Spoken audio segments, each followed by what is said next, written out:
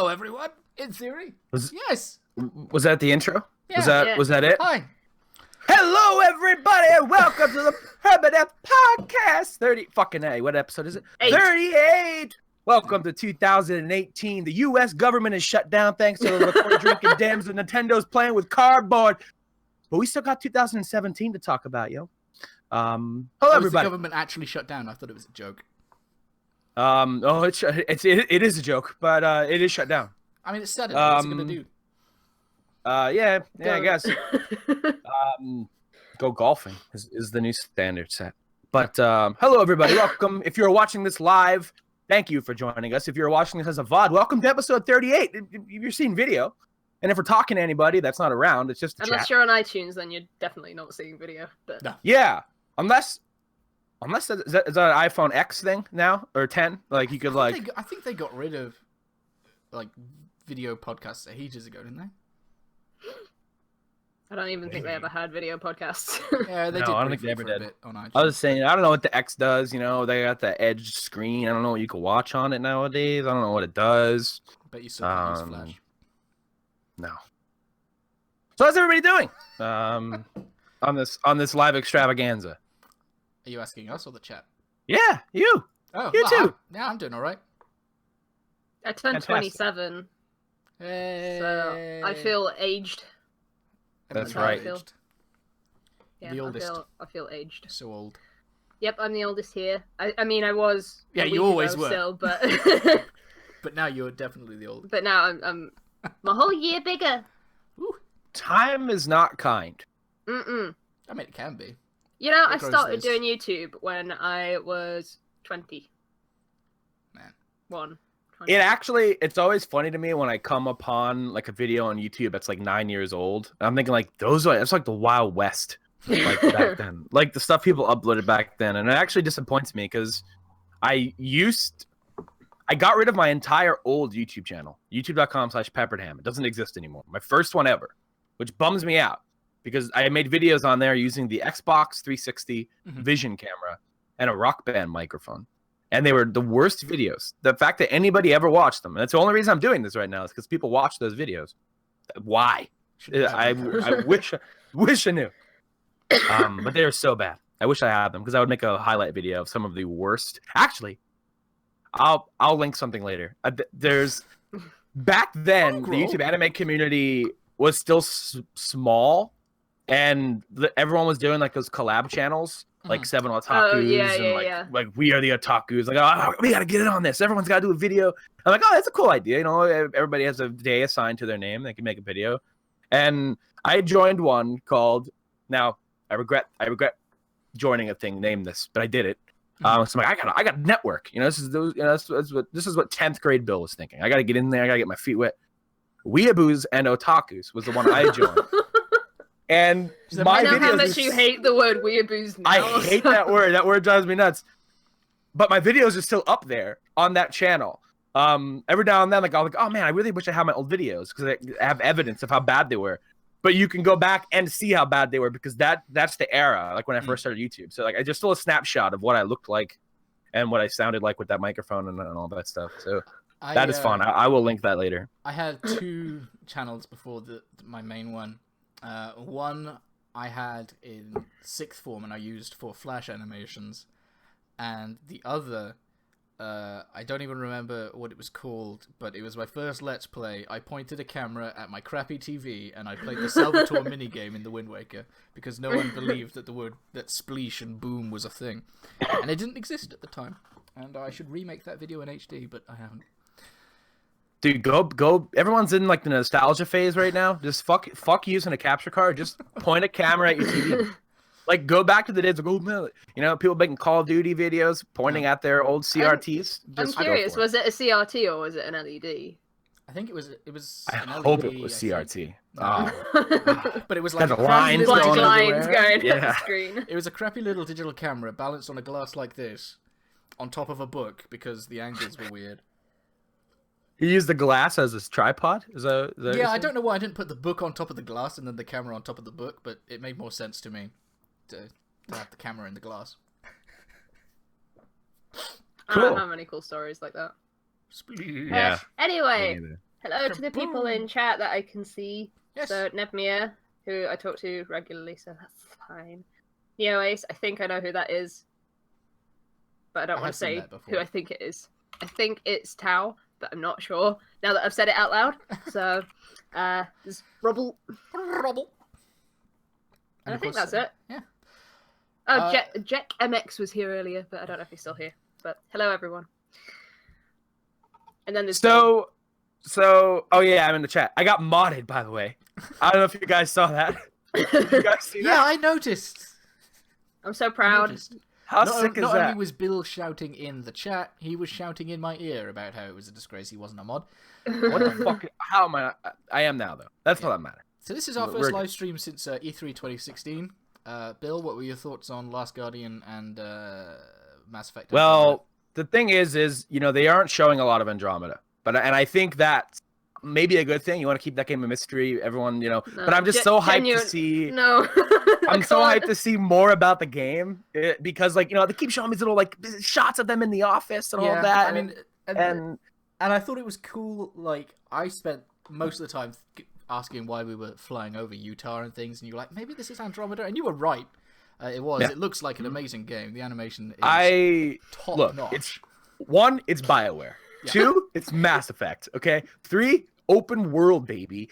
4, it's fucking Mass Effect. 5, how could anything go wrong with this? Exactly. Multiple planets, open world. And this is the perfect transition because we made videos. For those of you guys who haven't seen, we all 3 of us made our personal top 10 videos where we talked about. Hey, guess what game didn't show up? Yeah, our favorite game of the year. And I was talking in the chat with Kinross and Ebby about, man, it's crazy to me that in 2017 a Mass Effect game came out and it wasn't on my top 10. And thinking about if I were to say that 8 years ago. I'd be fucking crazy. Of course Mass Effect 2 is on my, of course Mass Effect 3 is on my list.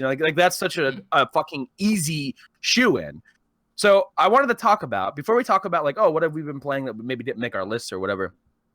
And I'm going to exclude one thing. But I want to ask you, both of you, no, Skyrim's staying. It's a 2017 game. What was your, now, the thing I'm going to exclude is the obvious answer to this. And this doesn't need to be a game necessarily. I mean, it can be. It's not really limited, but it has to be something gaming related. What is your most disappointing thing in video games in 2017? If you, not a list, but oh man, if you had to pick the number one thing, if you had to make a top 10. And the thing I'm excluding, the thing I'm not allowing people to talk about are loot boxes, because all 3 of us hate those. And that's an obvious answer where it's okay, yeah, those things suck. We could talk about that all damn day. But then maybe something a little more personal to you, maybe something that happened 2017. I mean, it was a great year, so it's really hard to maybe nail it down. I've got one. Well, you can go first because I'm still thinking. It's gonna sound weird. I just think it's gonna sound weird because I didn't play the game very extensively. Mm-hmm. But ARMS in general has been just a bit of a disappointment for me in terms of, because I want to support these new IPs that Nintendo have, but I tried the beta test punch thing and I hated it. I really didn't like it. And I like the fact that they've continued to support the game, but I don't think it's really done very well if you compare it to something like Splatoon. So it's disappointing in the way that I don't think it performed as well as it probably should have. And disappointing because I didn't like it either. So ARMS would be mine. It's not on a personal level, but I'm disappointed that Destiny 2 has gotten as buggered as it has over the last few months. I hear that it's going to get better, but I've not touched it since I beat the story. That's one that excuse me, I gotta cough a second. If I mute my mic on Discord, nobody will hear it, right? Is that how this shit works? Okay. Yeah. But similarly, all the stuff that was going on with Battlefront 2 was also ridiculous. Again, didn't affect me personally, but just that I know so many people at work who have kids who were going to be picking it up, and I was just don't do it. For the love of God, don't do it. And some of them did. It was a year for big devs fucking up the things that they were supposed to land. You had actually the Battlefront 2, I think in Destiny situations are very similar in that Like, oh, of course, Destiny. I mean, Destiny 1, of course, got much better over time, whereas Battlefront 1, I assume, did with DLC releases, but it just kind of stayed in that position where everyone was like, just wait for the second one. Yeah. Whereas people like were wholeheartedly recommending Destiny 1 at the end of its life cycle. But you had these two situations where it's like, oh man, Destiny 1 started off bad, it was kind of barren with content. They're gonna knock that shit out in Destiny 2. Oh, Battlefront 1, shit lacked content. They're gonna knock that shit out in Battlefront 2. Now we're sitting here on January 20th, 2018, and both games have no goodwill towards them at all from the public perception. Even after attempts to assuage people's fears with it, especially in Destiny 2's case, where that game, somebody who the first week playing that game, first 2 months playing first month playing Destiny 2, like, oh man, this is great. That game was so front loaded, like that once you get to a certain point, it's like, Bungie, I don't understand how you're doing this. Like, how are you making not even the same mistakes they made in Destiny 1, but like worse mistakes? Because Destiny 1's mistakes were, I think, were a little easier to fix, to be honest with you, whereas Destiny 2's mistakes are all rooted in the Eververse. They're all rooted in not rewarding the player for anything and not having any prestige towards raids. Like, it's a really weird spot. Like, I don't know how you fix that game, but Destiny 2 is a good answer. I mean, I guess that the Destiny Year 1 was awful, and then Taken King came along and fixed a lot of it after a year. So wasn't that like a thing that you had to pay for though? Yeah, it was an expense. So did the game remain broken and not very good if you didn't buy the Taken King? All of the quality of life stuff for the most part was put into Destiny 1 base game. But you just didn't get the to get extra anything content. new. Yeah, you didn't play any new content to use those quality of life updates. So it's a thing where I think like with Destiny 1, I think people were a little more they weren't forgiving, but I think people were more willing to kind of like dip their toes back in, because like, okay, you know what? They fucked up. There obviously were development problems. But with Destiny 2, it's like, how much are people willing to do that again? Where like, oh, let me spend another $80 to do this all over again. Like, I'm in a wicked time loop where it's like, guys, just like, how bad do you suck? And I don't like ripping devs like that, but like Bungie, and they just every week, Bungie has something new that they're fucking up with Destiny 2. They fucked up parts of the Dawning and the Eververse stuff. They apologize for it. Promise they'll communicate better. They fucked something else up like 2 weeks ago. Promise they'll do something better and communicate better. Didn't they make it? They fucked something else up. Original raid if you didn't buy the DLC. Yeah, and that for the prestige raid, like the hardest difficulty version of it. So like that, which I'm on a fence about that. Like I think the hardest stuff should be for the people who want to keep playing, like, and get their level up, which you get when you buy an expansion.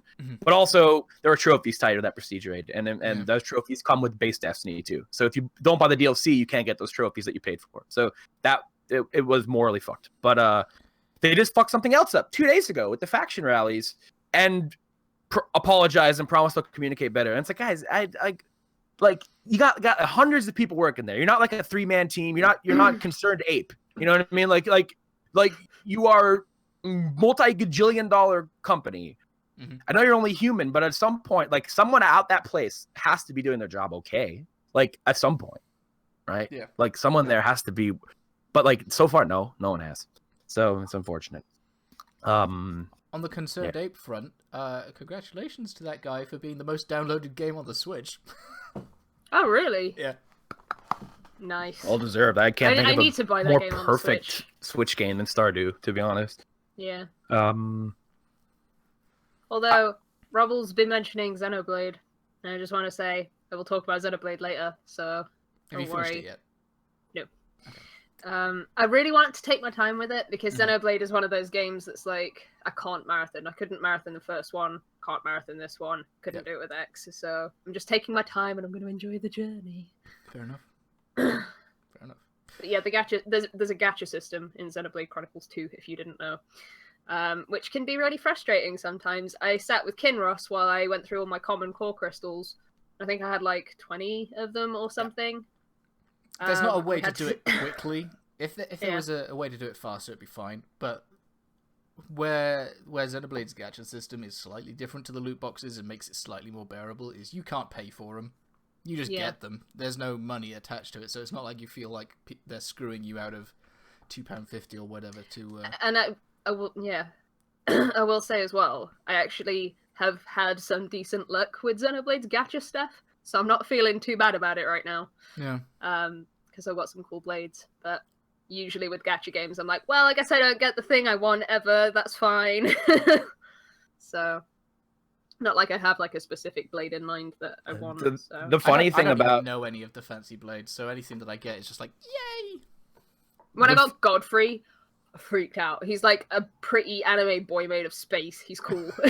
each blade is like by a different artist, right? Like with like the legendary ones, right, or something like that, where they had a lot of collaborators. I think they're designed by different people. I'm not entirely too sure though. I think some of them have doubled up, but yeah. Xenoblade's gacha system is actually like what interested me in buying it. Like I didn't buy it yet, but like what had me like, oh man, I want to buy that sooner than I was going to, because it's like I like playing like Grand Blue Fantasy and like other gacha games like from Japan and stuff and Korea and all that stuff on my phone. I don't play them very long. I play them until I hit a wall where I have to pay and I delete it and then download another one. But I'm like, oh man, Xenoblade Chronicles 2 has a gacha system, huh? And I don't have to pay. Like, you know what I mean? I just play the game, and like the art's really cool for the blades, and like that's sick. And I didn't buy it yet. Apparently there was some controversy with some of the designs though. I wasn't really paying attention because I was in my phase of do not look up anything related to Xenoblade Chronicles ever. The only thing that I've heard is that much like anything that got translated over from Japan to here, is that some of the blade speech or whatever was more risque in Japanese than it was here, much like most of it, and I think that people were just surprised at how buxom some of the blades are for potentially no reason. That's a good word for it, yeah. But I'm not even surprised anymore when I see designs like that in Japanese RPG. I mean, it works. It's like, I think that's the thing though, for people like us who like play Japanese games fairly regularly, and then people who have just gotten a Switch and they're like, what's Xenoblade about? The fuck is this? The fuck is this? Since the Switch is doing so well, we've sort of got to look at it from the perspective of someone who's never played a JRPG before as well. So maybe the people on that rooftop party, you know, when the Switch reveal happened, those people never played JRPG, you know, they what the hell is this? She brings over Xenoblade, you know, they can't play together, but they were watching her play Mario, so I mean, you know, it's whatever. They don't care. I mean, but Mario does have 2-player. That's true. That's true. I haven't played the 2-player. Maybe I should do that. Don't play it with Andy. It'll be a dick move. Waiting to happen. I don't. I played Yoshi's Woolly World with him once. We got to stage 2, and I was like, no, I'm not playing this anymore, because he kept eating me and then throwing me off the edge. Yeah. Andy, if you're watching this, buddy, I'm not part of this hit piece. I'm not involved in this. Well, he shouldn't have been an asshole when we were playing a Happy Yoshi game. I'm just sitting back. You know, genuinely, I've never been that angry playing a game before. I don't know. I've heard you play Overwatch. Well, imagine that, but a bit more. Okay. I was very angry because it was a Yoshi game. It's supposed to be like chill and fun, and I never finished Yoshi's Woolly World. To be fair, neither did I. It gets very difficult. I wouldn't know. Don't pour Andy. Yeah, blame Andy. Oh, did someone try and put it? Yeah. My chat must be a bit behind. That's fine. Anyway. Yeah. My biggest disappointment, I think it's obvious. I mean, you know what I mean? Mass Effect Andromeda. It's I'm disappointed there's not more of it. Yeah, there I keep forgetting that Mass Effect was last year. I keep thinking it was 2016. Mm-hmm. Yeah, like Mass Effect is one of those things that people stop talking about so quickly. I wish I could could like bury initial, the initial like wave of stuff that came out about the animations being awful, and then everyone stopped talking about it like immediately. It's so sad. They fixed it. They tried. I mean, that the developer who the studio, the part of BioWare with BioWare Montreal, who worked on Andromeda, I think it was Montreal. If it's not Quebec, one of them. If people in the chat know, you can say it. It's one of the different cities.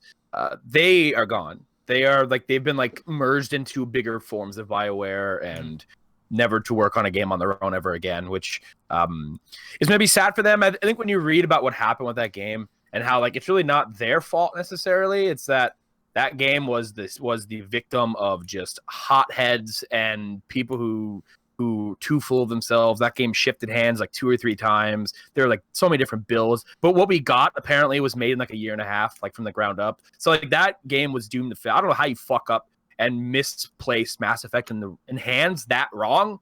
But they did it. Was that a BioWare thing or an EA thing that fucked that up?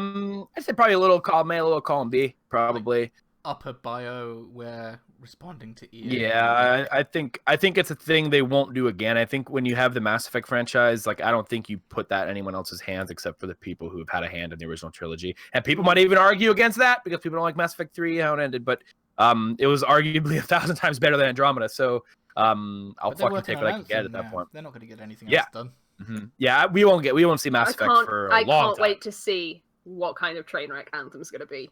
That's going to be awful. I pray for BioWare that it's good because we'll see how EA handles that. It could be a great game, but the monetization thing is the problem with it because it's going to have like loot boxes and stuff. I'm sure that's the big question mark. If they could do it well. And it's not intrusive, but we do have to remember who is in charge, and those people put out Battlefront 2. A man could hope they've learned, but going up the past, you can't always hope on it. But I think the thing about Mass Effect that's such a bummer is that like it's not even really bad. It's just like so mediocre compared to what Mass Effect can be. And I always hear people say something like this. It's not a bad game, it's a bad Mass Effect game. And this was before I played it. It's like, guys, you don't even, like that's such a cop-out thing to say. Like, what does that mean? And no, it means a lot. Like you can have a janky RPG and have like, oh man, what a cool spunky little game. This is a smaller title. I think Mass Effect Andromeda is a fine product. But like this is Mass Effect. Like this isn't like Elix or some fucking game from some like Slovakia or something, like one of those janky Euro RPGs that show up on Steam. Like, what, you mean like Witcher 3? Oh shit! I have nothing against Witcher 3. I had never played it. Such a janky European game. But I mean, the first two were pretty janky. Yeah, they were. So it's such a bummer. It was such a bummer to experience that. Yeah. I never beat it, which is crazy. I put 50 hours in that game. I couldn't take it anymore. It was so boring. Like I tried. I gave it its due. I am terrified that I'm going to feel that way about the new No More Heroes game that comes out this year. What, the mini game? Wish you luck. Yeah, because it's not No More Heroes 3, it's No More Heroes Travis Strikes Again, which is the stupidest name for a game I've ever heard in my life. But it just seems like it's not going to be No More Heroes, sort of like Andromeda wasn't Mass Effect in the same way that the other 3 were. And I'm worried. I'm worried. I'm very worried. At least you know that it's probably not going to be the same. I'm still going to be disappointed, though, because, like, I've waited 10 years to see Travis again. And it's going to be super disappointing when it happens. I've got a feeling, and I don't like it. I'm going to hold out hope for you. I'm sending my energy to Suda. He's got this. I don't want to be here in a year going, my biggest disappointment of 2018 was No More Heroes. Ooh, okay. Before we move on to things we maybe got to before our lists, is there anything you can think of off the top of your head that you would be devastated in 2018 if it was a disappointment to you? Besides, I guess No More Heroes would be yours. No More Heroes and the new Fire Emblem game. Yeah, I was gonna say Fire Emblem Forever.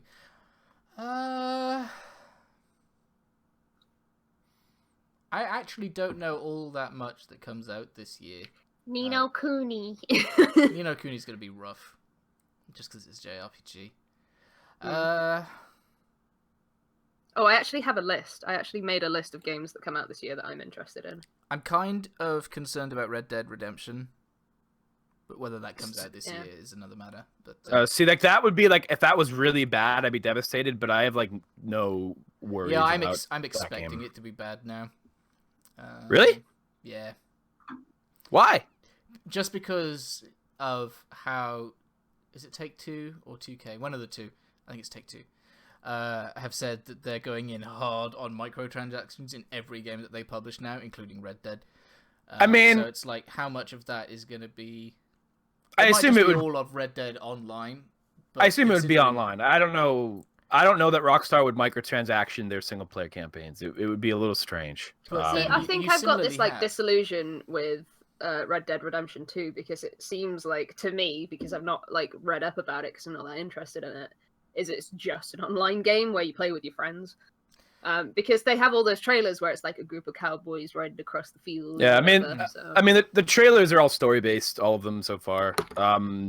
It introduced a new character, and it's you're playing in the old gang that John Marston was a part of, and it's like a prequel to the first game. There will be the Red Dead Online stuff, but it's also a little like, I know that it's going to be a big game, so I guess I shouldn't be worried. But I also know that like single player GTA got zero support after the fact in terms of content. It was all. I mean, we're looking at like the monetization and DLC side of things. Like beyond that, GTA 5 I thought was a fantastic game, like in general, and like Red Dead didn't have like DLC packs or anything besides Undead Nightmare, and like Red Dead was my favorite game of last gen. So like if they could nail like a good 40-50 hour campaign, I don't give a fuck what they do after that. So.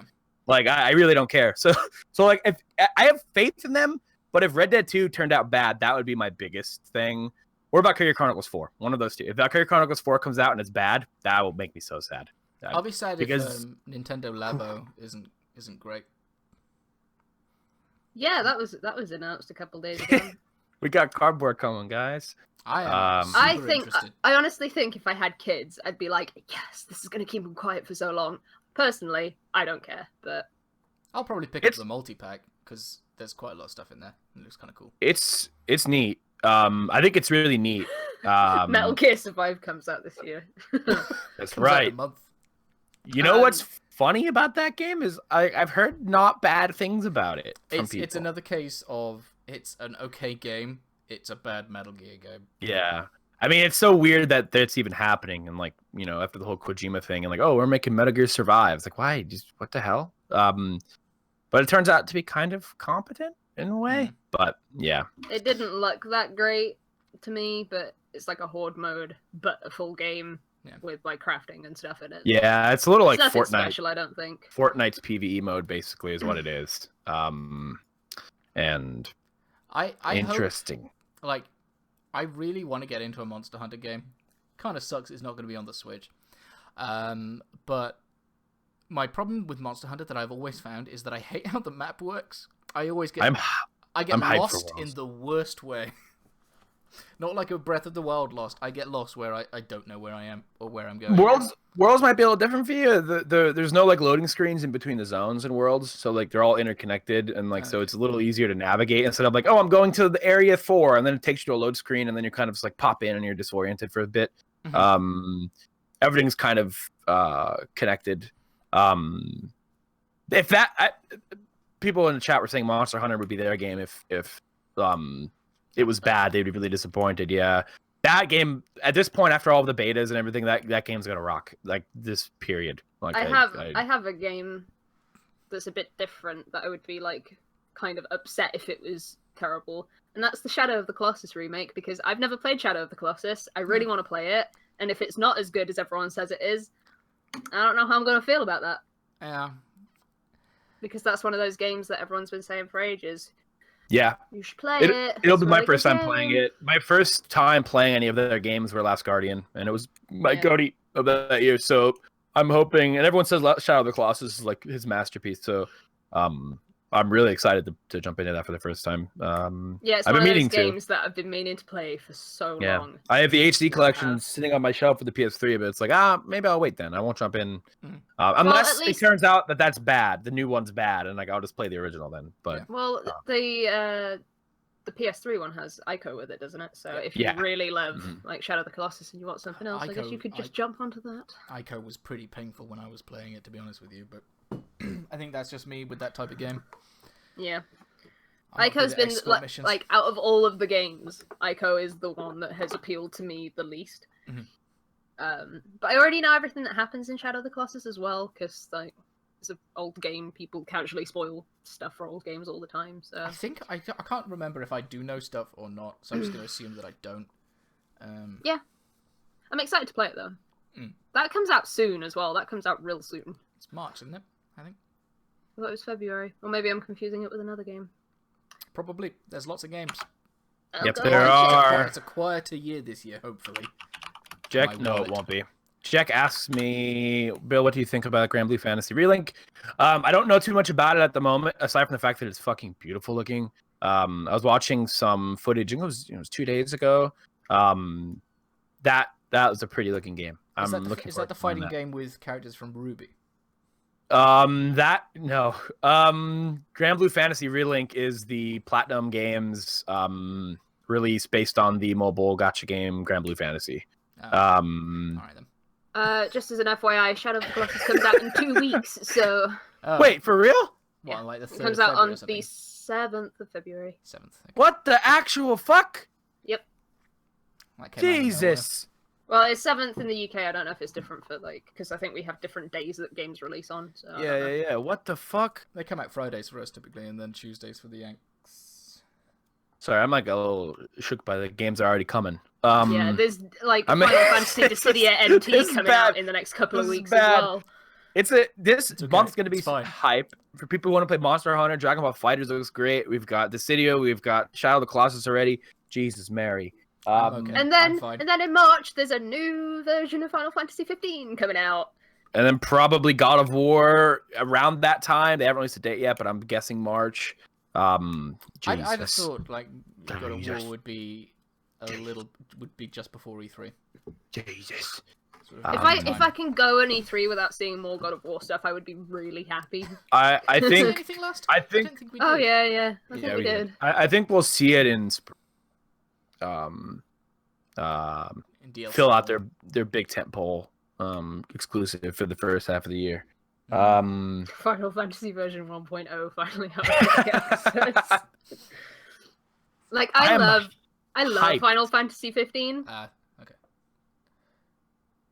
I don't know. Yeah. I love Final Fantasy 15 so much, and I'm really excited about the fact that there's like new bosses and stuff coming out that I've been theorizing about for like a month or two.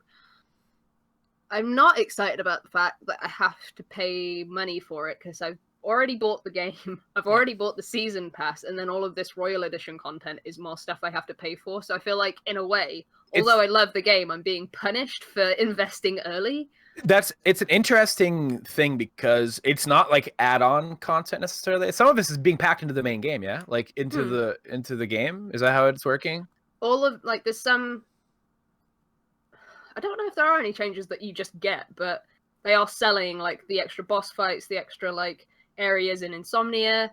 Yeah, those are being sold as like add-on content. Yeah, that's what I mean. It's like have the base it's like game. this stuff is like one could probably make an argument. It's like okay, like I bought the season pass. I bought like the episodes and all that stuff. Like this maybe should have like some of that stuff's like maybe filling out maybe what was missing. I never want to assume anything is just content either because like obviously they've been working on this stuff. I think the problem with Final Fantasy 15 is they had a hard deadline and they had to get it out before 2016 ended.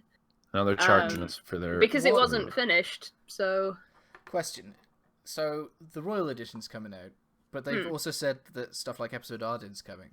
Do you have to buy a season pass for Royal Edition? No. To get the Arden stuff? No.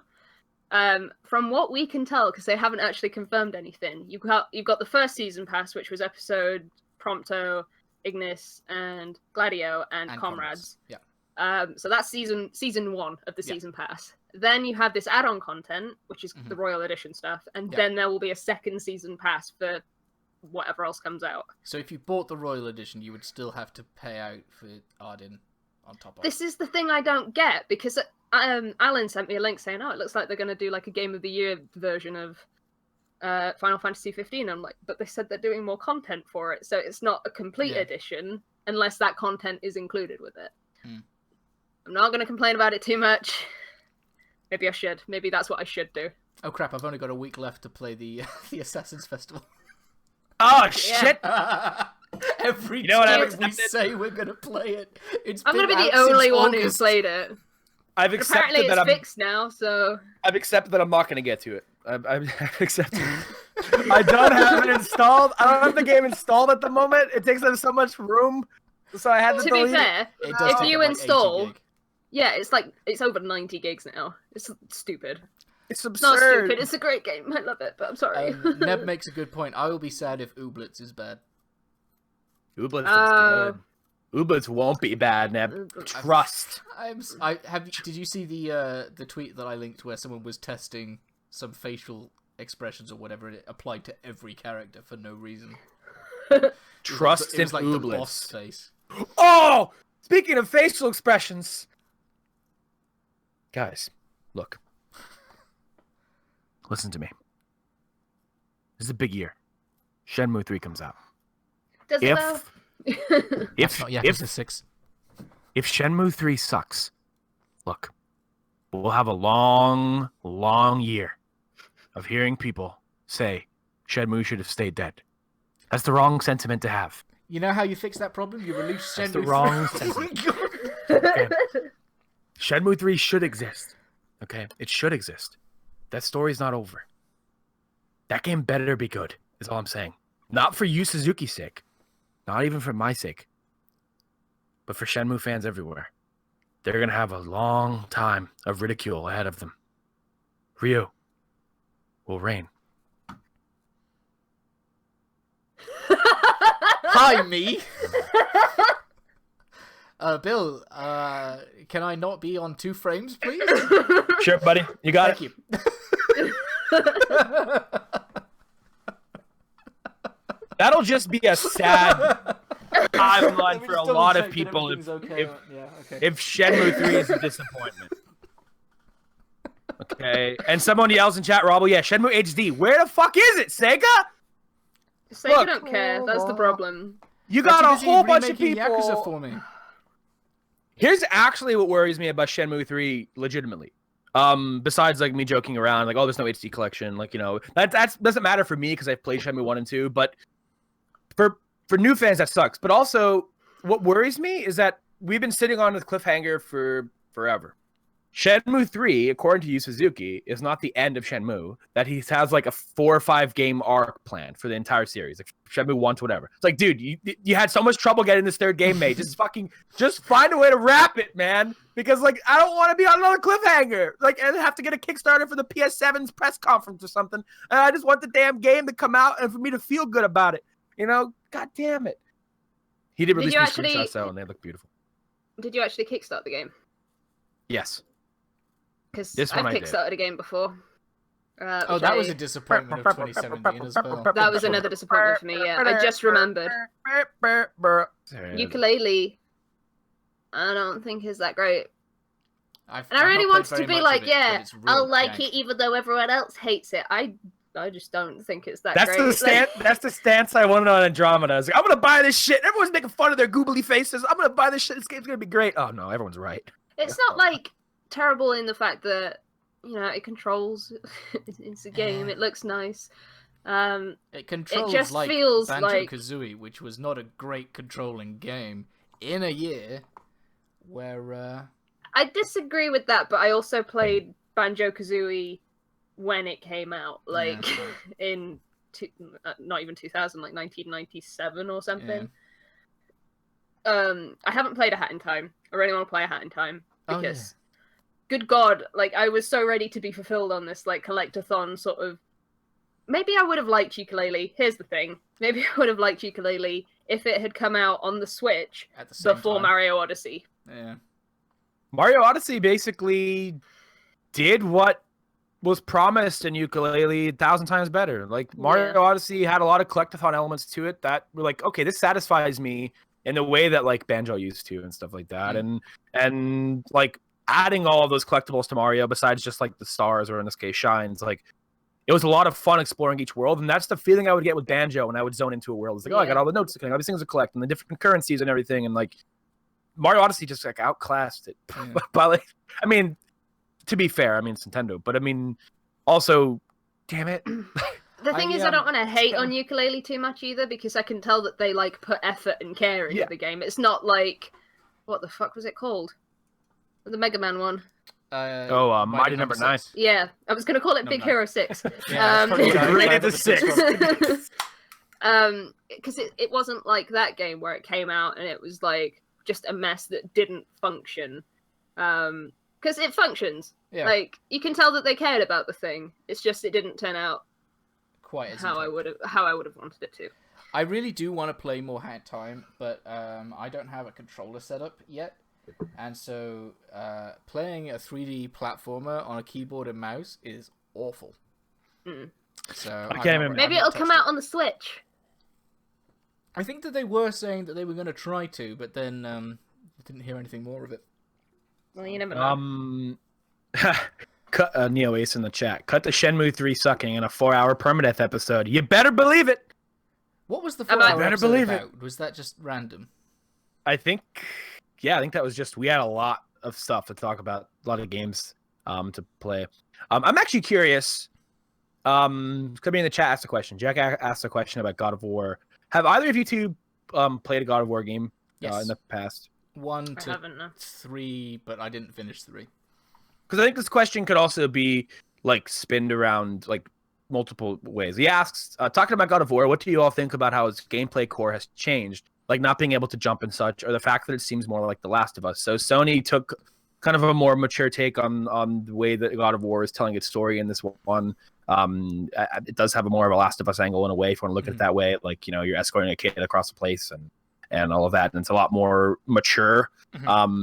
Not that like God of War wasn't mature, but you know what I mean. Like a more like. I always sort of saw it as like a goofy mature before, like over yeah, top gory. Like, yeah. Ripping wings off of a dragon. Ah, my dad is mean. Like that's what God of War. Yeah, it was mature as in M-rated rather than to be mature about something. Whenever I think about God of War, I think about the end of God of War 3. I'm not going to spoil anything. Well, it's not really anything to spoil, really. Like you're literally just punching a dude's face in, and the screen turns red, and you just keep mashing the button. It's so fucking weird. But anyway, what do I think about this? Is me personally, I love it. Like, I love the change because I fell off after I beat God of War 3. I kind of fell off of like caring about God of War, not because God of War 3 was bad, but because the thing was the PSP or Vita game, wasn't it? Yeah. Well, they also released the prequel, which was on PS3. I forget what it was called. God of War Ascension, I think it was called. And that was kind of like the last like main line. Like, this is a bigger budget God of War game. It's not a portable. It's not a spin-off or whatever. And after I beat 3, I just kind of fell off. I was like, I'm done with God of War. I don't need to play it anymore. You know what I mean? It's like the same thing. And I like that I'm interested because of the change. Because it's like, oh man, this isn't just God of War again. This isn't just like, oh, I'm swinging the chains around, and like, you know, which always felt great. But I like how intimate the combat looks in the videos that I've seen. Like, it looks brutal. Like, I think you'll still feel like a badass in the game. And I mean, like, I think it's too early to maybe call things like, you know, for what they are in this, because we haven't seen as much as maybe we would see at other games at this point. But like fucking throwing your axe at people and like everyone being in your face, I think the God of War brutality is still there. But I think we just have a lot more of a focused story this time around to accompany it. And I understand how that worries people who maybe just want to just fuck shit up as Kratos, but I'm interested. I'm interested in it as well. Are either of you two interested in playing this game? Yes. As people who aren't like giant God of War fans or anything, like, does this appeal to you maybe more than the old entries? It's not changed my mind on whether or not I want to play God of War. I've never been like, I don't want to play that game. It's just never interested me, I guess. So it's on my radar to pay attention to. I won't pick it up straight away. I feel like as well, there was a comparison earlier to like The Last of Us. I'd rather play The Last of Us than play the new God of War. Because I've never played either, so like I'd rather. If you're gonna pick an emotional Sony exclusive to play, Last of Us is a masterpiece. Alan's here, Solaroos, and Hello, Kratos Alan. is gonna kill the kid in the first scene of the clouds for the rest of the game. Why not? I'm in for that too. What else we have in the chat here? Sony is doing Amiibo now. Yeah, so I linked this in the Discord last night. It's technically not Amiibo, but it's like figures. Yeah, it's the same idea. Like, I mean, for a lot of people buy Amiibos not for their functionality, but because they are cheaper Nintendo collectibles, and like it's fun to stack them on your shelf. Like, I know a lot of people who just don't use them. I don't know if you can see this on the stream, but I've got like a pile of boxes down there. It's just boxed Amiibos that I don't know what to do with. I can't even And, like, show you my amiibo because they're all up here. But Like, I bought the Splatoon amiibo, and I have not used them once. I have not scanned them on anything since the Wii U. Like, I just bought them. It's like, I like Splatoon. I want these little guys. I'm going to put them on my shelf. And that's basically what these Sony things, Totakus, I think that's what they're called. Oh, that's a terrible name. Not a good name at all. Bad name. but it's for the otakus. Totaku. But what does the toe mean, though? I don't know, like toy. Is this like I'm a toy toy. otaku? I fucking love toys, and I love weeby stuff, baby. But there's the Bloodborne one, so I'm in. Well, hopefully they don't have the Nintendo problem where you actually can't buy them because, like, everywhere's sold out. They're pretty good about that now. 3 years on. Yeah, sort of. Like, trying to get the single packs of the Champion amiibo. Yeah, Bit of that's a nightmare. Yeah.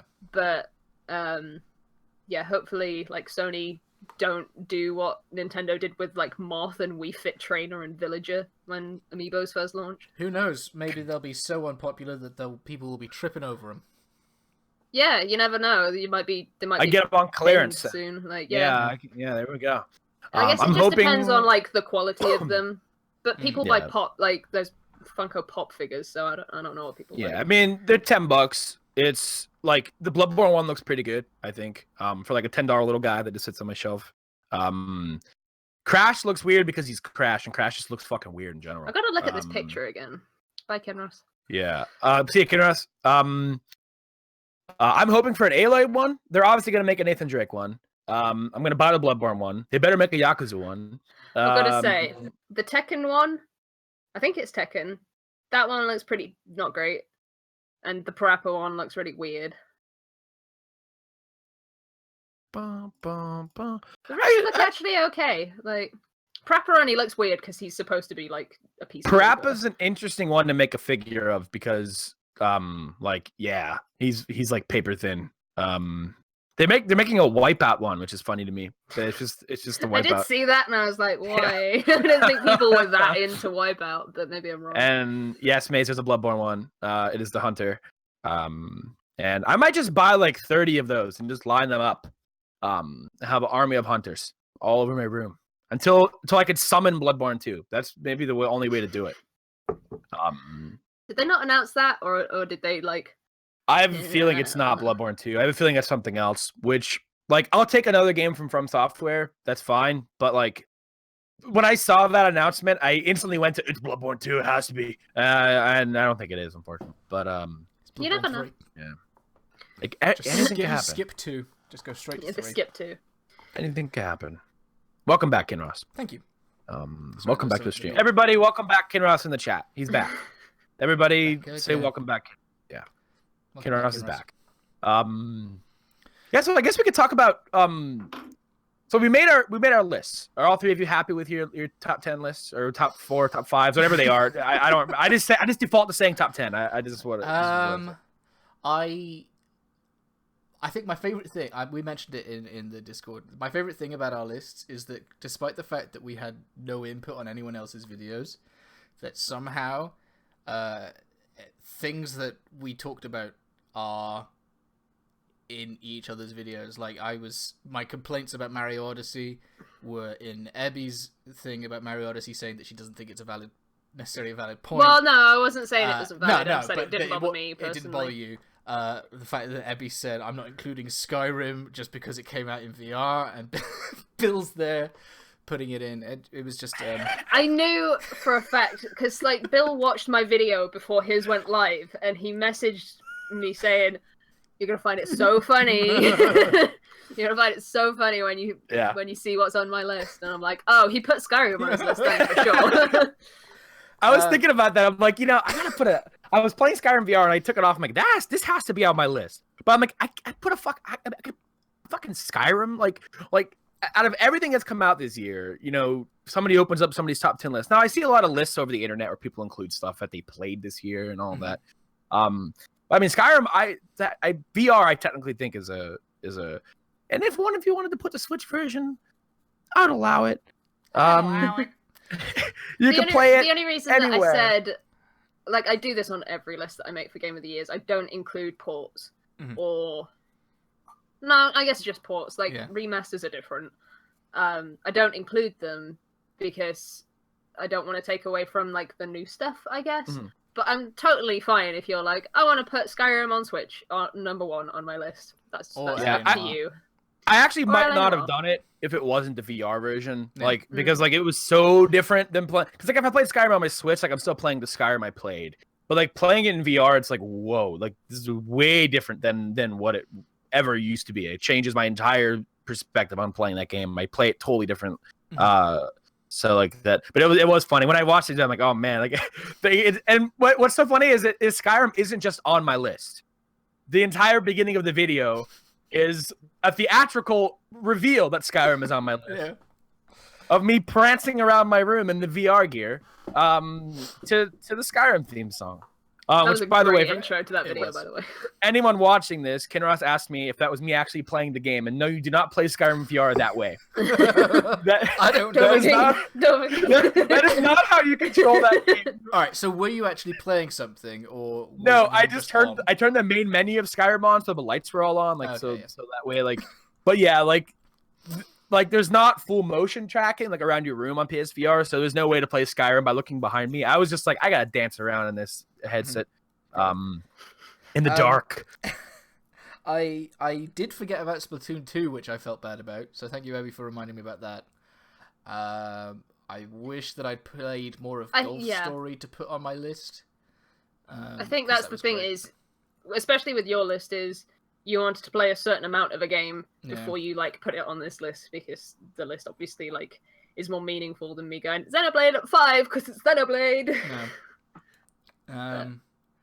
I can say that Xenoblade, I've still not finished it, but I've played enough that I would have put it in a numbered spot.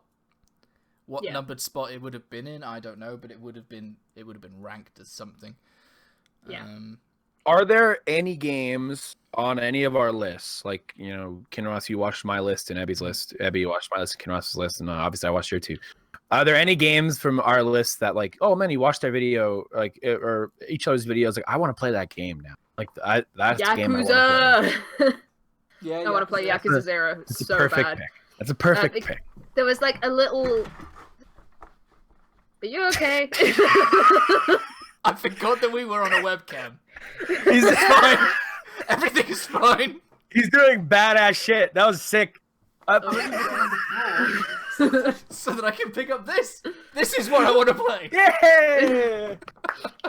Another awesome pick. I was gonna say there was like I've told you this story, Bill, but there was a little clip in your video where you talk to a chicken, and it's called Nugget, and I used to have a pet chicken called Nugget. Apparently, that's just the name it comes with. You don't name the chicken. Yep, So I have to play it. Nugget. I have to play it. So That's I have been trying to find a copy of it. I just can't. I can't. Yeah, physical copies are hard to come by, particularly new. There's a fair few secondhand, but they're not cheap. It's like Persona 5 when that came out. Immediately, it was like £10 higher in retail price because no one had a copy of it. It was really, really bizarre. It is always on sale on the I know you don't like buying digital. I don't like it because it'll take me 5 days to download it. Yeah, but it's worth it. Yeah, but it's literally quicker for me to order it from Amazon, get it shipped to me slowly, and then put it in the PS4 that way. No, because you've got to download the patches. I don't want to play Yakuza anymore. Luckily, the Yakuza patches are like a gig, maybe. It's not like Final Fantasy 15 where it's like, oh, 23 gigs of patches, cool. Yeah. I don't have £38. For me, I still want to play Xenoblade, man. I just want to play it. I want to play it. I think you might like it. I think you might like it. I'm not like 100% sure because I know you didn't particularly rate what you played of the original Xenoblade that highly. So neither did I. That's true. So. Besides Uncharted, Kinross, anything else from any of our lists? I'm trying to remember more of people's lists. But Uncharted's a good pick. Lost Legacy's good. I've played about 20. I played the first chapter. The one where she's walking through the streets. And I believe that was chapter 1. Yeah, and go for a quick swim. I can't think of anything else. Splatoon 2. What about you, Bill? Me? Yeah. Besides Xenoblade, this might be a cop-out answer, Skyrim. but I'd like to beat fucking Breath of the Wild. It's one of those things where, You can take your time with that though. like, and that's what's interesting is like I'm playing through right now. I'm an idiot, and I have two big games started at the moment. I have Assassin's Creed Origins Origin. Assassin's Creed Origins. Next one. Assassin's Creed. Assassin's Creed Origins started, and Breath of the Wild, which are two gigantic open world games, and like having those two start at the same time is maybe a little reductive of my time. But have you done any of the dungeons yet? Right, that's the thing. Is like that's what I'm so disappointed in myself is because I wanted to at least have one of the divine beasts beaten before this, at least. You know what I mean? So I could talk a little bit more about the other systems in Zelda besides just I like running around. So I can comment on that because I know like the dungeons and the divine beasts are a big talking point for a lot of people. Whether they liked them or not, because those are the dungeons in this game now. And I'm right at the Zora one. I'm saved right there. Like, everyone start with that one. Best intro. I'm ready to go there, but I haven't gotten back to it, and I really wanted to try to beat Zelda before we got to this stream, but I just didn't. And to be honest, I'm kind of glad that you haven't rushed it, because I want you to just be like taking the game at your own pace and enjoying it and doing it. And that's the one thing that's so fun about it is like I don't play it like every day, but like when I do turn it on, it's like I don't even play it for like 4-hour sessions, but like. It feels like a good game for me to chip away at. And I'm not, now that Game of the Year stuff's over, I don't have to talk about it. I'm okay with just like, you know what? I'm going to leisurely play through Zelda. And if it takes me 5 more months, then it does. And that's fine because I'm enjoying it a lot. One of the sad things for me and Kinross was we sort of beat it in that first release week that it came out. I think it was like pretty soon afterwards. But I like ever since I've been like, I wish I had more of a reason to like go back. Because, I'm playing through the DLC at the minute, slowly but surely. That helps. I know that you haven't picked it up yet. Maybe I'm waiting for my birthday present to come through.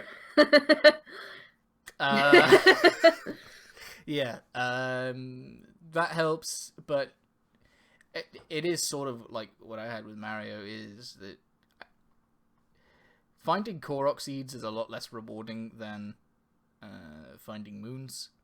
Yeah. And shrines at a certain point do become very difficult to find. They are well hidden. I think I have one shrine left and I've got no idea where it is. Yeah. You're a lot better I thought than I'd done them all. I thought I'd done them all at one point. I just don't know where this last one is. Because I can look at a map and be like, let's figure this out. Yeah. But that is looking at a huge map trying to find the one icon that I don't have. Yeah. So, I don't know. Yeah, I really want to fight Ganon again. I'm probably gonna go and do that. Yeah, do it with sound this time. Yeah, that'll be my plan. You played that shit muted? You fight the last boss muted? I fought the last boss on low audio because I accidentally ended up in the last boss. Thought that there would be a bit more to it. Andy was asleep in the room next door and due to wake up at any moment. I was like, I won't wake him up with the music. I'll just turn it down. So I didn't hear it. And he still hasn't played Breath of the Wild. Like he's played a little bit of it, but not. He's much. bought it twice. Yeah, he owns it on the Wii U and the Switch now. Robble's sad that Nier isn't on anyone's list. I didn't play it. I saw it. I didn't play it or much of it. Yeah, you didn't play much of it, and Bill hated it. Here's the thing: I'd like to get. There are games I'd like to get back to, like Xenoblade 1. I'd like to get back to and give it another shot. Nier, I'd like to get back to and give it another shot, but I bounced off Nier so hard in different areas that it's like I don't know if I want to play it, and it makes me sad because I recognize it's a good game and I recognize that it's great. And the music is fantastic, and like there are parts of it that are like, man, this is. I'm really glad this game came out because a lot of people love it and it seems really interesting and cool. I have been spoiled on a fair few bit of the story points, like for ending E and stuff like that, and like that disappoints me. But I'd still like to experience it at some point. Yeah. But it's just there are parts of that game that like, and it's not even like when I say there are parts of that game that bounced off of me. A lot of people assume it's like you got to replay it, but like you don't even really have to replay. Like the ending thing, I think is misunderstood by a lot of people. you're really only playing the same stuff like twice. You play it through once, and then ending B, I think, is against B or C, I don't know, whatever. Is like from another character's perspective, and then from there, they're kind of just like chapter breaks. Like you're kind of just like, you know, so like that stuff isn't even what's bothering me. It's just there are certain things about it. I just really hated the map. Like that may be like a weird thing to like, oh, Bill, just fucking power through that. It's like I hated it. Is it like the reason that I stopped playing Morrowind is because the journal was like the worst thing that's ever been in a video game? Well, the problem that Nier has is that the world is big for no reason, and the map is impossible to decode because there's invisible walls everywhere. That's the thing about the map that was killing me is isn't like it a 3D map as well. Yeah, there are red dots on the map, and like it's sometimes hard to discern where that dot is and how to get to it. And like I know maybe it's like I could just ignore that, and there's probably something that will take me there instead of me trying to get there myself by just like, oh, there's a red dot. Let me go see what it is. But it's like it's sort of like trying to decode the Divine Beast map the first time round. Jesus Christ! I'm looking forward to that. I'm not looking forward to that. Once you've done the first one, then it's fine. But yeah, it's the first one where you're like, is it a 3D map? Is it a 3D map? But you can rotate it and you can do everything to it. It's just not like any map. Should we also say that you have to get the map because you can alter things in the dungeon through the map? Yeah. The dungeons are dynamic. Oh. I'm looking forward to it. I'm looking forward to tackling it. Yeah. You're gonna hate Xenoblade 2. The maps in Xenoblade are such shit. They're so garbage. They have gotten better. They have gotten better in the last update. Yeah. I got stuck. I want to talk about this. I got stuck in Xenoblade 2 because there was a place I needed to get to, and there was a. I don't know where it was. The gate was locked. Oh, that one. Yeah. So I'm like, well, I'll go find a key. So I go away. I find a key. Go back to the thing. It's not a key for that place. That's not what the key's I was for. supposed to help you get down there, wasn't I? Sorry. Well, Andy tried to help me by literally playing the game for me because I couldn't look at it anymore. You have to like scale down the side of a cliff like it doesn't tell you to do that. So for reference, Bill, it's like there's a dot here, there's a gate here. You spawn in this area, so you go to the gate, you try to open it, and you don't have the thing for it. In order to get to that dot, rather than making your way around the gate or going through the gate, you need to go up here and scale down a mountain on precise jumps, and then you end up at the dot.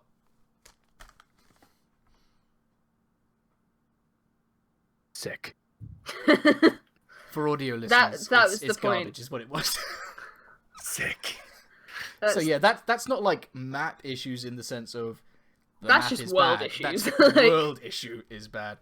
But yeah, that was the point where I was like, I literally have to take a break from this game because I just can't. I googled it. I had to Google it. Oh, that's a shame, then, Mia.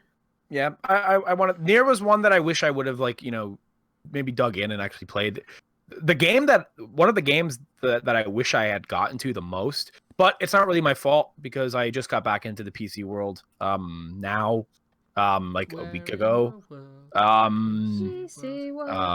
with a new rig and everything is Divinity Original Sin 2. Oh god, that is a big game. Which is one that I really want to dig into, not just like, oh, let me just check it out so I can talk about it for a little bit. Like, I really want to like sit down, like, okay, this is the only game I have to play right now is Divinity 2 because that game is fucking ginormous and there's an insane amount of depth in that sucker that I wanted to vote to. I bought it, but do you have the first one? Yeah. Why won't you play with me, Bill? You have it? I didn't know you had it. Yeah. I bought it at release. I was like, man, this seems cool. And then I was like, man, this is a big game. It's probably easier to chew on co-op, probably. Yeah. Goofing off with people. But, yeah, that's what I wanted to get to really bad. But, yeah. What have we been playing, huh? I have a game to talk about that I've wanted to talk about for so long. Oh! I fucking hate it was on my list. Doki Literature Club. I hate it. I hate that game. I don't want to say anything about it because I don't want to spoil it. For that was another thing where I hate that game. where it was a case of I say something in a video and then 2 days later after Abby's played Doki Doki, she's like, I hate it. I'm like, I kind of figured that would happen. But yeah. I will say, like, there's a warning before the game starts. It's like, this game is not suitable for children or those who are easily disturbed or whatever. But it doesn't tell you up for Fucking listen to that warning. I did tell you. Yeah, I know, but I thought... Here's the thing. I thought Doki Doki Literature Club was going to be like Katawa Shoujo, but for mental illnesses. So I thought it was just going to touch on some, like, rough subjects. Yeah. It's not. I mean, that's it touches not what on that them, is. and then it goes a bit further. Yeah. Yeah, I know everyone fucking loves Doki Doki Literature Club. I cannot stand it. And I think the problem is, I went into it expecting one thing, and it ended up being on the opposite end of the scale to what I was expecting. Yeah. Because it falls into a genre I really don't like. So I actually didn't finish it. I haven't. I just had enough. I just had enough by the time by the time I stopped playing it. I was done. So I got to the end, but I haven't seen all the root stuff. I've been trying to desensitize myself to it a little bit because 2 separate people have asked me to do live streams with them on Doki Doki Literature Club. So I've been watching lots of Let's Plays of it, and it's like had less of an effect on me as time's gone on. But yeah, I would say it got memed too hard as well. Like, I'm glad that I got into it before the meme train. Yeah, you were the hipster. Yeah, I finally have a use for this beard. Yeah, it's just I expected a lot from Doki Doki Literature Club as well because everyone was at that time. Because I played it like late December. Yeah. At that point, everyone was talking about it. Whereas before, like, people were saying it was like this amazing game that you had to play. I probably would have liked it more, maybe. Probably not. That's probably not true. I really didn't like it. It made me feel very uncomfortable. So did you play... Oh yeah, I know how far you got because you showed me a screenshot. That screenshot is the best thing that's ever been on my computer. So yeah, you like me finished it. You haven't 100% fiddled with it. Apparently there's only like 10 more minutes to play, but I can't. I really just can't. I guess I should play this, huh? I guess I should see what this is about. Well, it is free, and I apparently, guess I should check it out. Apparently, the like studio is releasing like another game or something. It doesn't take that long to play. No. I think the thing that fucks me off the most though is everyone's like, "This is so well written," and it's like well written, but not like the starting part. I think is really generic and just like a bit anime, if you know what I mean. Yeah. You have I am one of those cynical people. Like, I can't work out if it's because it's not great writing or because they were deliberately trying to make it the most generic thing to then that's true. do what they did. I don't know. Just play the game, Bill. Yeah, save it. Spend an hour. I'll check it out. Maze brings up Night in the Woods in chat, which is one I also really wanted to get Coming out on the Switch. Yeah, that is one game that is on my list big time, and I wish I was waiting for it. I could have just bought it, but I was waiting for it to go on sale and never did. Like throughout the entire fucking like holiday season, I'm like, oh man, I want to buy Night in the Woods. You know, like $15 would be nothing about that game. Spot. It's just gorgeous art. Gorgeous art. I've seen it in motion. I don't know what it actually is. Is it like an action? Like a side adventure game. Like an adventure game, yeah. Like you go back to like I think you drop out of college, I think, and you go back home to like your small town, and it's that kind of setup. Okay. People our age. It's got a cat on it. Crises. The cat is the main character. I didn't play Hollow Knight because I assume it's like Ori and the Blind Forest. Hollow Knight's sick. I ended up hating that game. I just started like Shovel Knight or one of those games. Like, did somebody bring Hollow Knight up in chat? Yeah, Maze did. Maze did. Yeah, Hollow Knight's fucking sick. I just started that 2 days ago. All right, what is it? Is it an awkward platforming action game that I'm gonna hate? You might hate it. It's a Metroidvania.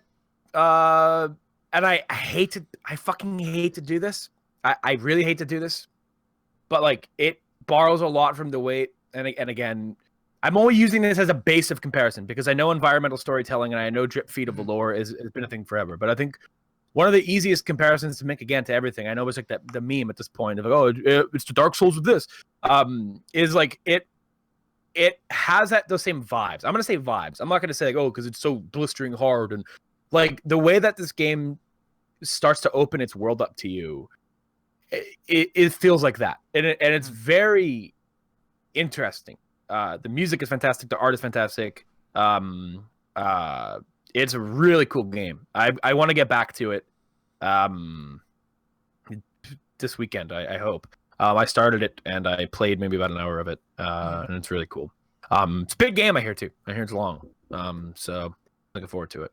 But yeah, it's a Metroidvania in the sense that you're uncovering the map and you can only get to certain parts of the map when you get certain things. And so it might be like SteamWorld Dig 2, which I love. You might like it. You might like it. It depends entirely on what the difficulty level is like, because I found Ori too hard. I'm not far enough to really comment on like, is this game blistering hard for the entire duration? I haven't had like too much trouble with it at the moment. Parts where I'm like, oh, what the fuck? Like, okay. Another game I played from 2017 that I ended up refunding, which I'm not proud of saying that typically, but I'm gonna guess what it was. So now this is an instance where, like, is this related? Oh my god! Wait, it's a game about glass. No, that's a can. Can head. Can face. I don't want to make Nier fans mad, because I recognize Nier is good and I recognize what's great about Cuphead. And actually, I think the things about Cuphead that I don't like have nothing to do with that. Oh man, this game is so well, because Cuphead's a great game.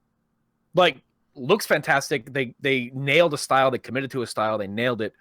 It sounds great. If you're into that kind of animation and into that sound and into that aesthetic, there's not anything out there, I think, that confidently pulls off its art direction better. And we're not going to get anything that looks like this forever. They really nailed it, and I was having a good time with it, but I got to a point where, I'm not even one that'll shy away from difficulty in games, because and that's not even really what drove me away from Cuphead. It was making me mad, and in the heat of my anger, other things were sticking out to me about the game that I didn't like. And then that ended up going okay, well, just fuck this game. I don't want to play this game anymore. It's not making me happy in the slightest. I know that's the point of it. Get good, man. It's fucking hard shit. But it's okay, that's fine. I will gladly fight bosses. I will gladly fight hard bosses. That is why I bought Cuphead. But the thing about Cuphead that makes me so angry is that people didn't want just a boss rush game. So they addressed that feedback and they added these fucking mediocre run and gun levels that, Cuphead doesn't control that great as a platformer, in my opinion. I think running and gunning with the way that you're able to aim in that game just doesn't feel good. And I know there's an aimbot missile you can get, which is one you'd use for situations like that. But the only way to progress and unlock more stuff for Cuphead, more missiles and more passives and more supers and stuff like that, are to use the coin shop. And the only way to get those coins is to play those run and gun levels. They don't reward you with coins for beating bosses, which sucks, because if I don't want to play the optional platforming levels, the game's even harder now, because I just want to have to use the Cuphead's base abilities. And that's no fun. You don't have to beat the run and gun levels to beat the game. Those are optional. If you want that extra challenge of just going on, I'm sure it's totally possible, but I like buying new stuff. I want to buy new missiles and new abilities and things like that. And the passives are fun and all of that. The different strategies for different boss fights, and certain boss fights are arguably a lot easier with different loadouts. And I'm just not subjecting myself to those run and gun levels. I did 3 of them and I hated every single one. And if they weren't in the game and it was just bosses and you got progression through fighting bosses, cool. I'm 100% game for that. I would like that to be the case, but it's not. So I don't want to play through the rest of that game. And before I hit a point where I couldn't refund it, I was I'm not going to beat this. I unfortunately have to do something I've never done before, and that's refund a game. Sorry, Cuphead. I'm sorry. You gave it a try. Yeah. Before Jack left, he asked some questions of you, Bill. I don't know whether you answered them when I was getting the door. Oh, I'm going to miss them. What are the questions? What is the question? I missed it, I think. There's a few. What are your Oh, top I see. 5 gigabyte fantasy characters? You know, I'm gonna have to take a rain check on that question because off the top of my head, it's a little tough. At the moment, I'm gonna have to open my app up later and dig through them. Because like I don't have any like stand up. Like, oh man, this is my like this is my like waifu. You know what I mean? Like I don't have any of those at the moment, like off the top of my head. But I have characters that I prefer to use. And some that I prefer to use is because they look cool. But I have to go through my roster on my phone later. I don't know if does Jack follow us on Twitter or anything like that. I don't know if like. I think so. I'll figure it out later. Yeah, well, I'll hit him with my answer to that question. Do you think Abby would have played if she could have gotten Munachika from Turbo? I actually think Abby would like Grand Blue Fantasy, to be honest. I mean, Is it a gacha game? Yeah. So I she's have already got Munachika Turbo on my desk. And it's He's here, one ready. Grand Blue Fantasy you can play on your browser or your phone. It's arguably a lot better on the Chrome browser than it is on your phone. But yeah, but Grand Blue's really good actually. I'm out of the mobile game market. Why? Animal Crossing Pocket Camp, this new event. Yeah. GOTY. It's so bad. What's wrong with GOTY. it? You have to catch butterflies for Rover. Yeah. But you don't always catch the butterflies that have spawned in your like little garden. And you can pay leaf tickets to get like a guaranteed butterfly catch, but it's just one, and you need like 40 of these butterflies to get an item off of him.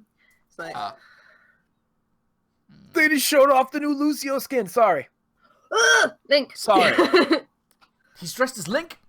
I didn't mean to interrupt you when you're talking about that, but I was just looking at my browser. What the crap is that? He looks like Link. Oh. Can you link it in the YouTube, please? Oh. Yes. Yes, that's so good. That's this Tuesday, right? Yeah, I'll it's Tuesday. I'll have to make sure I'm awake. Before we started the stream, Bill, you had something that you wanted to talk about, but you didn't, and you were saving it for later. Oh, okay. Yeah, I actually gotta pull that article back up. Hold on a second here. So while we were setting this up, I'm so hyped for this. Hold on a second here. I wish I had kept, like, with every mobile game, I wish that I'd kept up with... Oh, that reminds me, actually. Not Assassin's Creed, Animal Crossing. Assassin's Creed could not be more of a different game to Animal Crossing. It's got the same initials. Yeah, I suppose. There's a welcome back event for Fire Emblem soon. So Heroes. yeah, so you get, like, if you've not played the game in like 6 months, if you log in after a certain date, you get 20 orbs for free. God damn it, I logged in last week. Never mind then. I'm gutted because I play the game regularly. Yeah. I don't get shit. I don't get anything. So I'm reading this article. Mm-hmm. Ready. So we live in a world full of boxes. Everybody loves boxes. Everybody, loot boxes, cardboard boxes, blind boxes. Dice boxes. What else does everybody love? Oreo. Everybody loves Oreos. I don't. I love them. They taste like burnt cookies. That's false. I love Oreos. Oh, I think Oreo. I actually have a packet of Oreos. Hold on. Oreo. Mint Oreos are good. Mint Oreos are fantastic. Get They're the like an thin mint Aero Oreos. biscuit, Yeah, but- they're really good. But like So, standard taste like butter burnt cookies. Oreo is doing a monthly blind box with different unique Oreo flavors that you'll get every month sent to your door. Let me tell you something. How many flavors? I only know Look, 5 flavors of Oreo. Plain, strawberry milkshake, mint, and peanut butter and chocolate. Oreo shits out a new flavor every week, it seems. Swedish fish, red velvet, birthday cake, pumpkin spice. They'll just. Oh, they do they'll that in the sneeze. States then. Here we've got 5 flavors. Yeah, they don't stop over here. They had a Swedish fish flavor, which is disgusting. No. What does Swedish fish taste like? like a red gummy. I don't actually know what flavor Swedish fish are besides red gummy. I eat them. Okay. I eat them often, but it's just red gummy. Not even cherry, it's just red. Do they have a purple flavor? Nah, Oreo. I don't know. Oh, Oreo. I want to say yes. They've had grape before. I want to say yes. Wow. But I am all in on the Oreo blind box. Somebody got the January box, you get? and someone reports they got a pack of cinnamon Oreo cookies, chocolate hazelnut Oreos, but a packet of Oreo hot chocolate mix, Oreo socks. I'm out. I'm out. I hate socks. Socks are great. I'm not wearing any right now, but they're great. I'm out. All right, story over. Are you a barefoot kind of person like myself, Bill? Yeah, I hate socks. How do you feel about slippers? Oh, I love slippers. Slippers, I'm a big fan of. In fact, I got a pair sitting over right here. They're the warmest things on earth. Yeah, those are great. That's what I'm talking about. Go I only barefoot got one though. into a I pair got of my slippers. little like slipper booties on right now. I just panda slippers.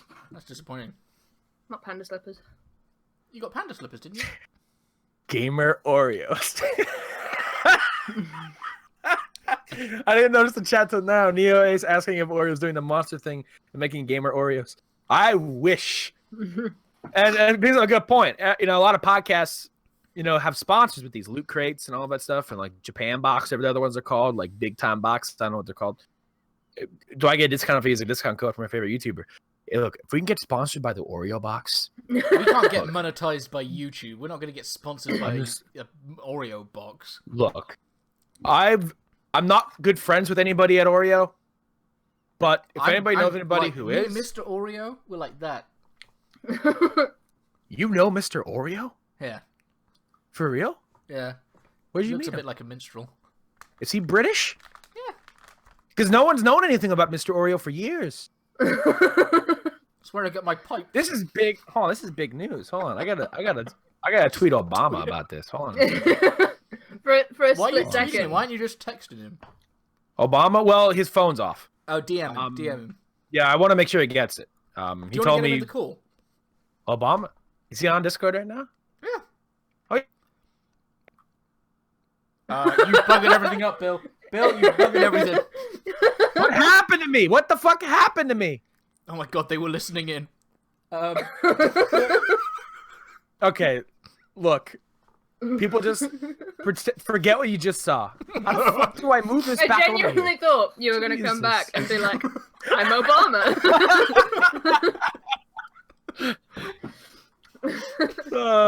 Anyway, what else have we been playing this year? This year? Well, from this year bleeding over from 2017. I've been playing some Fortnite. Oh, okay. You've been playing with people from work. Yeah, has it been great? I still don't know what I'm doing. I feel like I could do with some help in aiming. I can't kill anyone for crap, but yeah, it's alright. It helps that it's free. Yeah, it's fun. It's a fun experience. Battle Royale's your first time playing a Battle Royale game. Excuse me, I didn't eat anything. I don't know what's going on to my body. Do you want some Oreos? Yeah. You want some bowler sticks? I think after this, I think I'm gonna buy some Oreos. It's working. It's working. Have either of you ever had the red velvet Oreo? This is an aside. This has nothing to do with Fortnite. I don't think that's a flavor we have here. No, it's not. Plus, red velvet is just red chocolate. But a red velvet cake made with the right icing, with the cream cheese icing, is one of my favorite cake. And the red velvet Oreo, let me tell you something. Best Oreo ever made. Everybody in the chat, if you had red Oreos, but they're thins. Those, I love the thin Oreos. I love the thin Oreos. Weird. Have you had the thin digestives, Zebby? I've heard that they're not good. What the hell is a digestive? What's a digestive? It's a decent amount of biscuit to chocolate. It's not bad. It sounds like a medicine. Have digestives. Maybe I do. Send me a picture of a digestive. They're called digestives because does it help with your stomach? They are high in fiber and they are supposed to help with your Oh, stomach, okay. But okay, gotcha. Whether they actually do is another but they're matter. tasty. But they're tasty. Good. Well, this image that I've got is from foodsofengland.co.uk. So, and that's dangerous. Biscuit. Tasty. Tasty cakes. Tasty things that are high in fiber are very dangerous. because when I was in high school, somebody, for some reason, I don't know why, like a guy my dad knows, like didn't want them, and he just dropped off a box of these Fiber One chocolate bar things. And I'm like, oh man, these are. He goes, try one of these. They're good for you. Okay, I'll try one. And I ate one. Like, oh, it's delicious. And this was the night before school. I ate the whole box. I couldn't stop myself. I'm like, these are fantastic. These taste so good. These are good for you. I didn't comprehend what it was going to do to me. And I get to school the next day, and it was the most painful day of my life. Like I didn't get sick or anything like that, but like just stomach pains. Like I was in hell. Like I was buckling down at my desks. Like it was just bad. Don't eat a whole box of fiber. Like, period. Do you know what happens to your body without fiber? It'll be very painful for you. But I learned my lesson that day. So I imagine these digestives probably do the same thing to me. Don't eat a whole box of anything if you can help it. The problem with digestives is you can get them with chocolate on top. Yeah. That makes them a lot better. Yeah, it helps it go down. And if I eat a whole box, You'll be same alright. result. No, you'll be fine. Okay. Oh, so digestives are fine. Yeah. I just love that the word digestive is written on a cookie. It's so not a funny. cookie, It's a it's a biscuit. It's Sorry. written on there. It Sorry. says biscuit on it. Sorry. It's a Sorry. sweet meal biscuit. It's a big word to be written on a biscuit. What, sweet meal? Sweet meal digestive biscuits. I want some digestives. When you come to England, we're going to set you up with all this British food. We're going to get you digestives. We're going to get you Jaffa cakes. It's going to be great. Yes. That's all we got. Can I? It's... Yeah, pretty much. We'll deep fry everything as well. Do you two eat beans on toast? Do you eat beans on toast? Is it good? Yeah. Oh, yeah. I guess I could just eat that shit here too, beans on toast. I could just buy And beans. do you have like baked toast. beans in Yeah. in America? Yeah, So you just put that shit on toast. With a bit I of like butter. baked beans. I like toast. They're Put a good. bit of butter on your toast. Put the beans on the toast. Eat it with And a then knife and fork. Yeah. Don't try and eat it with your hands. I mean, you can try. It's just not I'm an American, and I'd probably try with my hands. And That's then what and then I'd try to have do. another piece of toast left a over slop. to mop up all the sauce. That's see, that's what I do with the runny eggs. You know, If you want to go It's all like about crazy, toast efficiency. put a bit of grated cheese in the beans while they're cooking. You're a madman. Oh, something's making me hungry. We do this every permadeath where we're like, let's talk about food for 10 minutes. I want some cheesy bean toast now. That's what I want. That's what I want. Anyway, I've been playing Assassin's Creed. I mentioned that earlier. Yes, tell me about this because I want to like Assassin's Creed again. All right, This so game looks pretty good. So Kidros, I have to ask you a question. Okay. What the hell are those? What are you eating? What the hell is that? Because earlier I saw it was only like Baller bugs. sticks.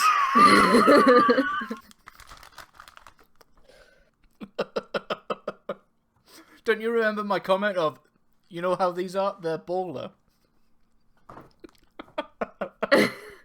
You okay, Bill? What the hell is a baller stick? What is it? Is it orange? Is it cream in the middle? It's like a fondant with a strawberry jello on the outside. I love the name of that. That's the best British thing I've ever seen. They're usually just called like strawberry sticks. Yeah. I've never seen I them thought- called baller sticks before. I thought they No, were they're not pretzel. Takis you were eating, which are like these like Mexican chile lime snacks, and I didn't see the whole stick. I thought it was just the little like rolled up things. No, there's a little bit in the middle. Yeah, Assassin's Creed. First of Assassin's all, Creed's going a back to ball the beans game. on toast for a second. Curry powder in the beans is another option. I do not believe you in any universe that is okay. That's all. Assassin's Creed. Assassin's Creed. It's a game that's so good. It's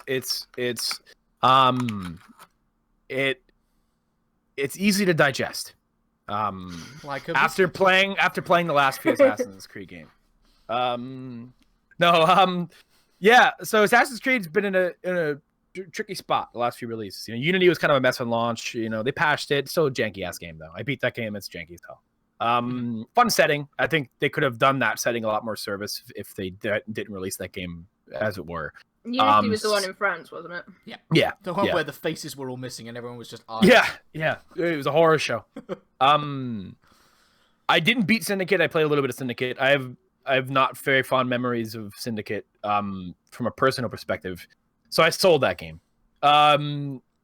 Origins is fantastic, like legitimately, not just like, oh, it's a good Assassin's Creed game. They finally made a decent one after so many years. Like Origins is legitimately like a good video game, and like in a year where we got so many good games, and even with good open world games, so like Horizon and Zelda, Assassin's Creed manages like, oh, it does a really good job of. You just explode. The ball of sticks. Sorry, I didn't mean to call attention to it because like I didn't know how much of it came through the mic. I'm really sorry. I didn't mute it in time.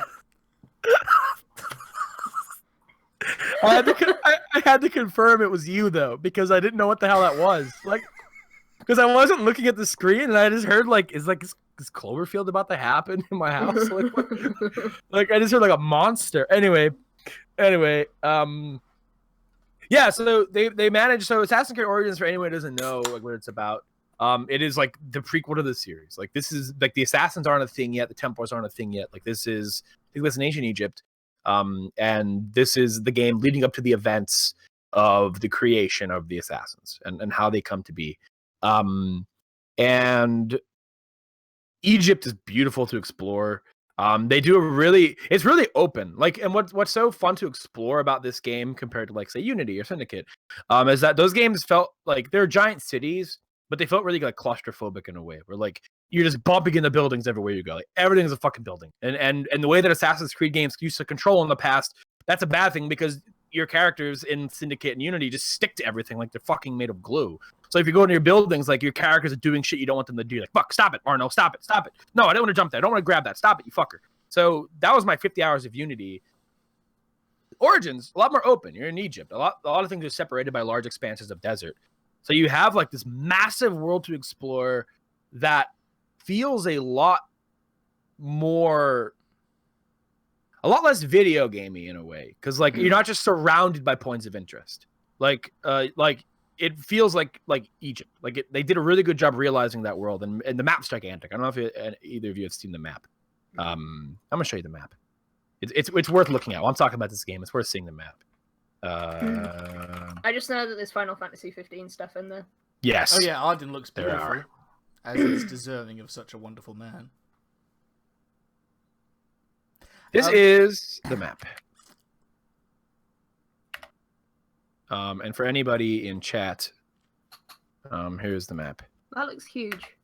It's gigantic. Each one of those little areas there separated is a giant zone. So like Siwa and Libu and all those places, those are all giant zones to explore, and they all have level ranges and stuff. It's like a giant. It's fucking giant. When I opened the map for the first time and saw it, They I was overload looking you with at icons like they did in Unity. Here's the thing that I like, and actually I would rather you guys ask me questions about it because my thoughts are kind of jumbled on Assassin's Creed.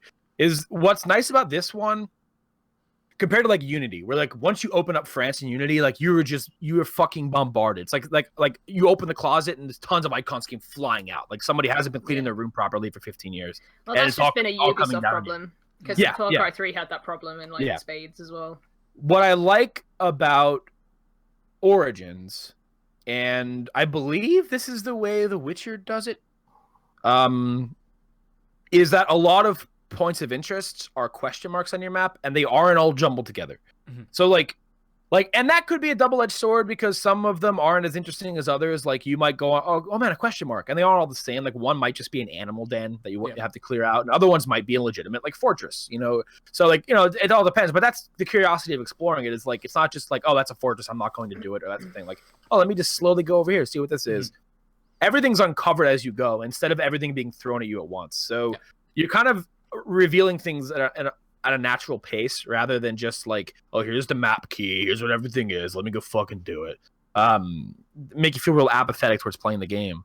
They do a really good job of poking and prodding you to explore, which is something I didn't feel in Unity, which is something I didn't feel in the brief time I played Syndicate, and it feels really good. Like poking and prodding and getting secrets and treasure chests and loot and all these things is exciting, to say the least. And the combat in this one is different than the previous games. They went for more of, I don't want to say RPG, but like it isn't focused on just standing there and countering people. And, Oh, like, that's waiting. good.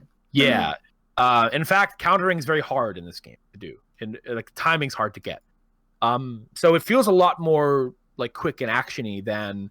It's not to say that there isn't the stealth elements and all that stuff there, but like when you are in a brawl, it's not just like let me just stand here and wait for the counter, you know, and get easy kills. You have tons of different weapon types. You have two-handed maces, one-handed maces. You have dual daggers, swords, spears, stabs. All of these different things to use in combat, and they all feel pretty fun to use.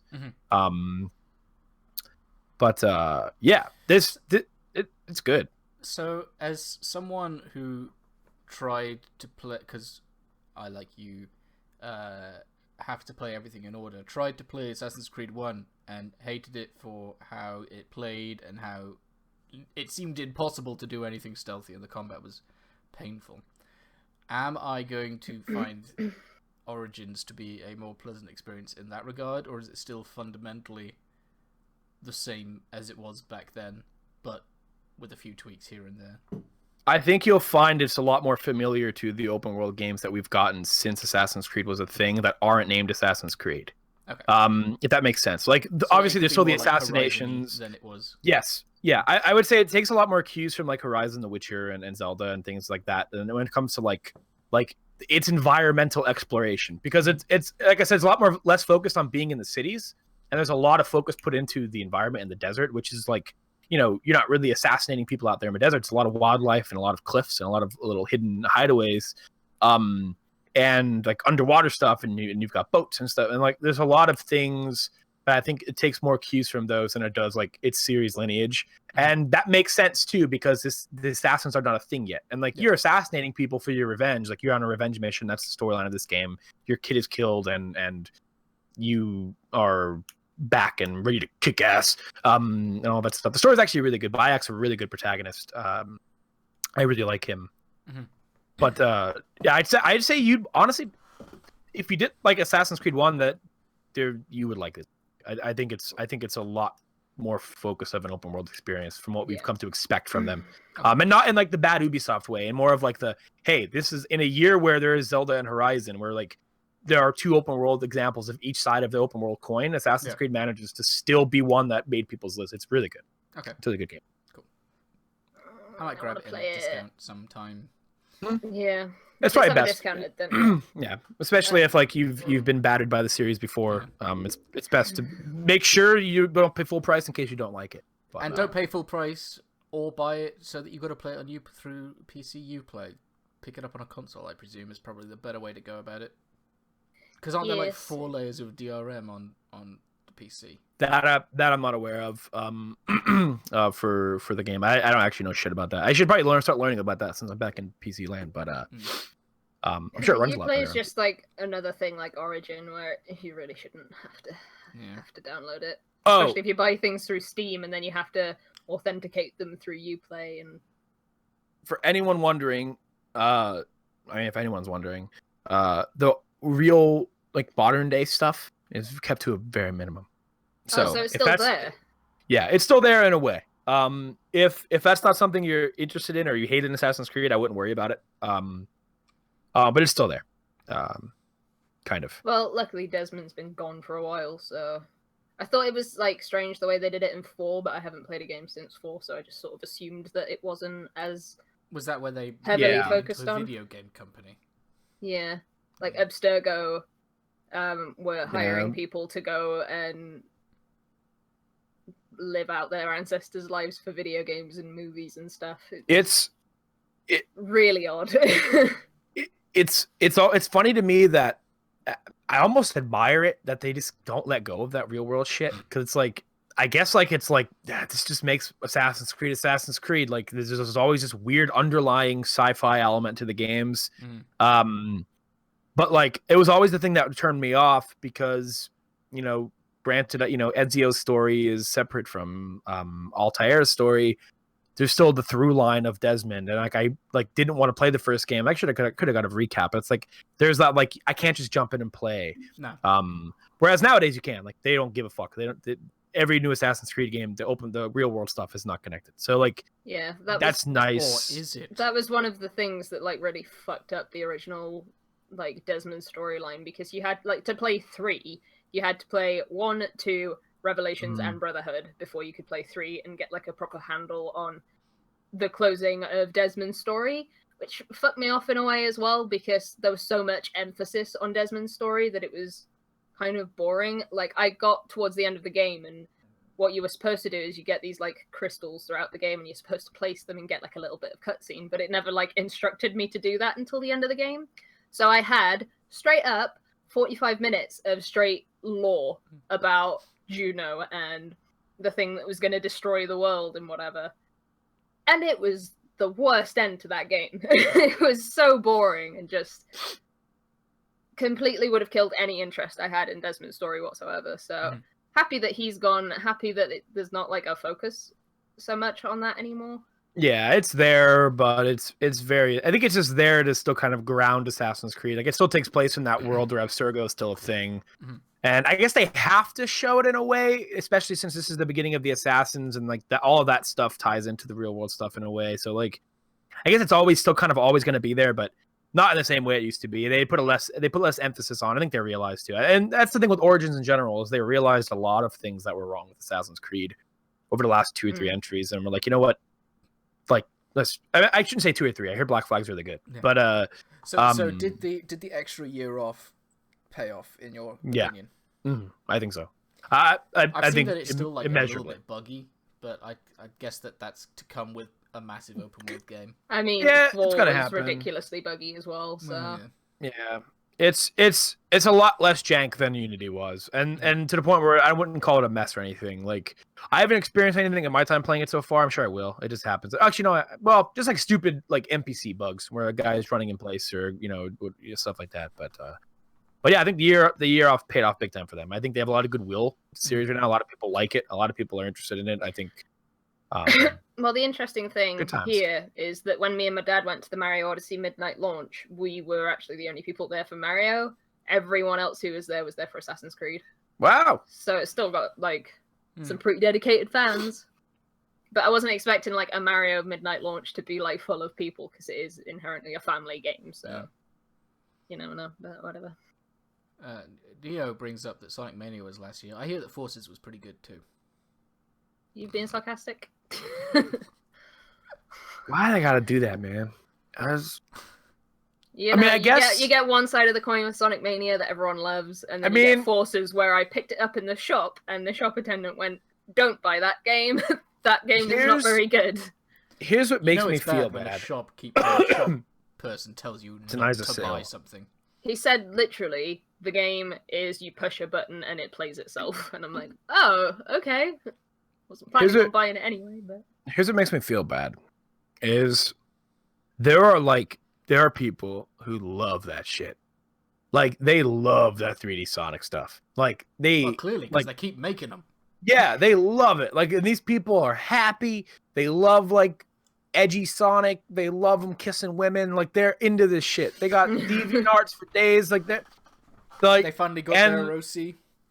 The entire everyone internet was super excited about making their persona. So the entire internet just rips these 3D Sonic games to fucking shreds, and it's got to be a hellscape to be a fan of these games and to browse the internet. I mean, to be fair, I presume if you're a fan of this game or these games, they don't browse the parts of the internet where everyone's ripping it to shreds. I'd hope not. It'd be I presume that they're all on Tumblr and DeviantArt. Or wherever Sonic fans roam, the Discords, their own private chats. I did feel bad for them in a way, because like they should expect more than Sonic Unleashed and Sonic 06, and Sonic Generations was apparently really good. I haven't played it. What was it? Sonic the Werehog? That was Unleashed, yeah. Oh, Unleashed, and then there was the one with King Arthur. Oh, Sonic and the Black Knight. Yeah. There was the Secret That game Rings is an on the insult. There was like a Lost Crystals one or something. There was Sonic Boom. Oh crap! Sonic Boom. Good thing they moved on from that, eh? I mean, as long as they have those guys just making the Mania games, just keep making the Mania games, There's no way that they can't carry on making those games, right? There'll be a Mania 2 for sure. I almost guarantee it. That shit, and they have to do it. So Sonic, at least every time a new Sonic 3D game comes out, they have to release a Mania game because it balances the scales for that year. Like, we got Sonic Forces 2. The moment that Sonic Mania 2 gets announced, everyone will be happy and then fearful for what it means for the. It means Forces 2 is coming. Yeah, it means it's coming. Oh god, it's like some of the cutscenes in that game where it's like Knuckles going, ever since we lost Sonic, I'm still not used to saying that. It's so dramatic for a Sonic game. And then he's back. And then he's back. He was dead, but then he was not. I loved like be in the writer's room for a 3D Sonic game. Yeah.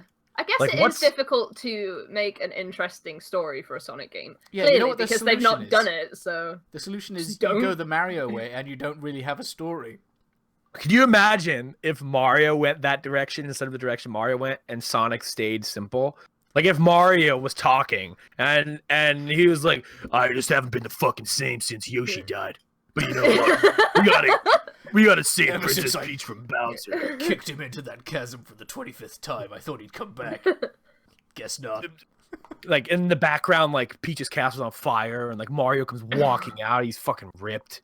Like maybe we'd be getting a Sonic theme park instead of a Mario one. Yeah. Like if those worlds were shifted, if Nintendo is Sega and Sega was Nintendo. There is a universe where that is true. I can't imagine it. See, Ant doesn't think that Sonic needs a story, but no, I disagree because Werehog, that was the best. I'm joking. I think I was at a games festival where that game was about to come out, and they had like several dudes in Werehog costumes, and everyone was hype. And I played like one level of it, and I'm like, guess I'm not picking that up. Apparently, like, all of these games, they get the Sonic levels, like, pretty okay, and then just everything else sucks. Like, the Werehog mechanic sucks. Apparently all of Sonic 06 just was terrible and buggy. I gave my opinions of Sonic Mania. I don't enjoy Sonic games. I don't see where the fun is to be had, because it does feel like most of the time it's playing itself, or it kills you because it's playing itself. And you're expected to be able to respond like that. I guess people who like love Sonic Mania are people typically who sort of grew up playing Sonic games on Genesis or whatever. I'd like to get to it because I loved Sonic 2 and 3, but it just like flew way not under my radar because obviously I heard a lot about Sonic Mania all year, but like it just kind of flew under like my priority list. So I'd like to get to it at some point and play it because I have fond memories with Sonic 2 and 3, but yeah. Yay! Yeah. What else is sorry. there?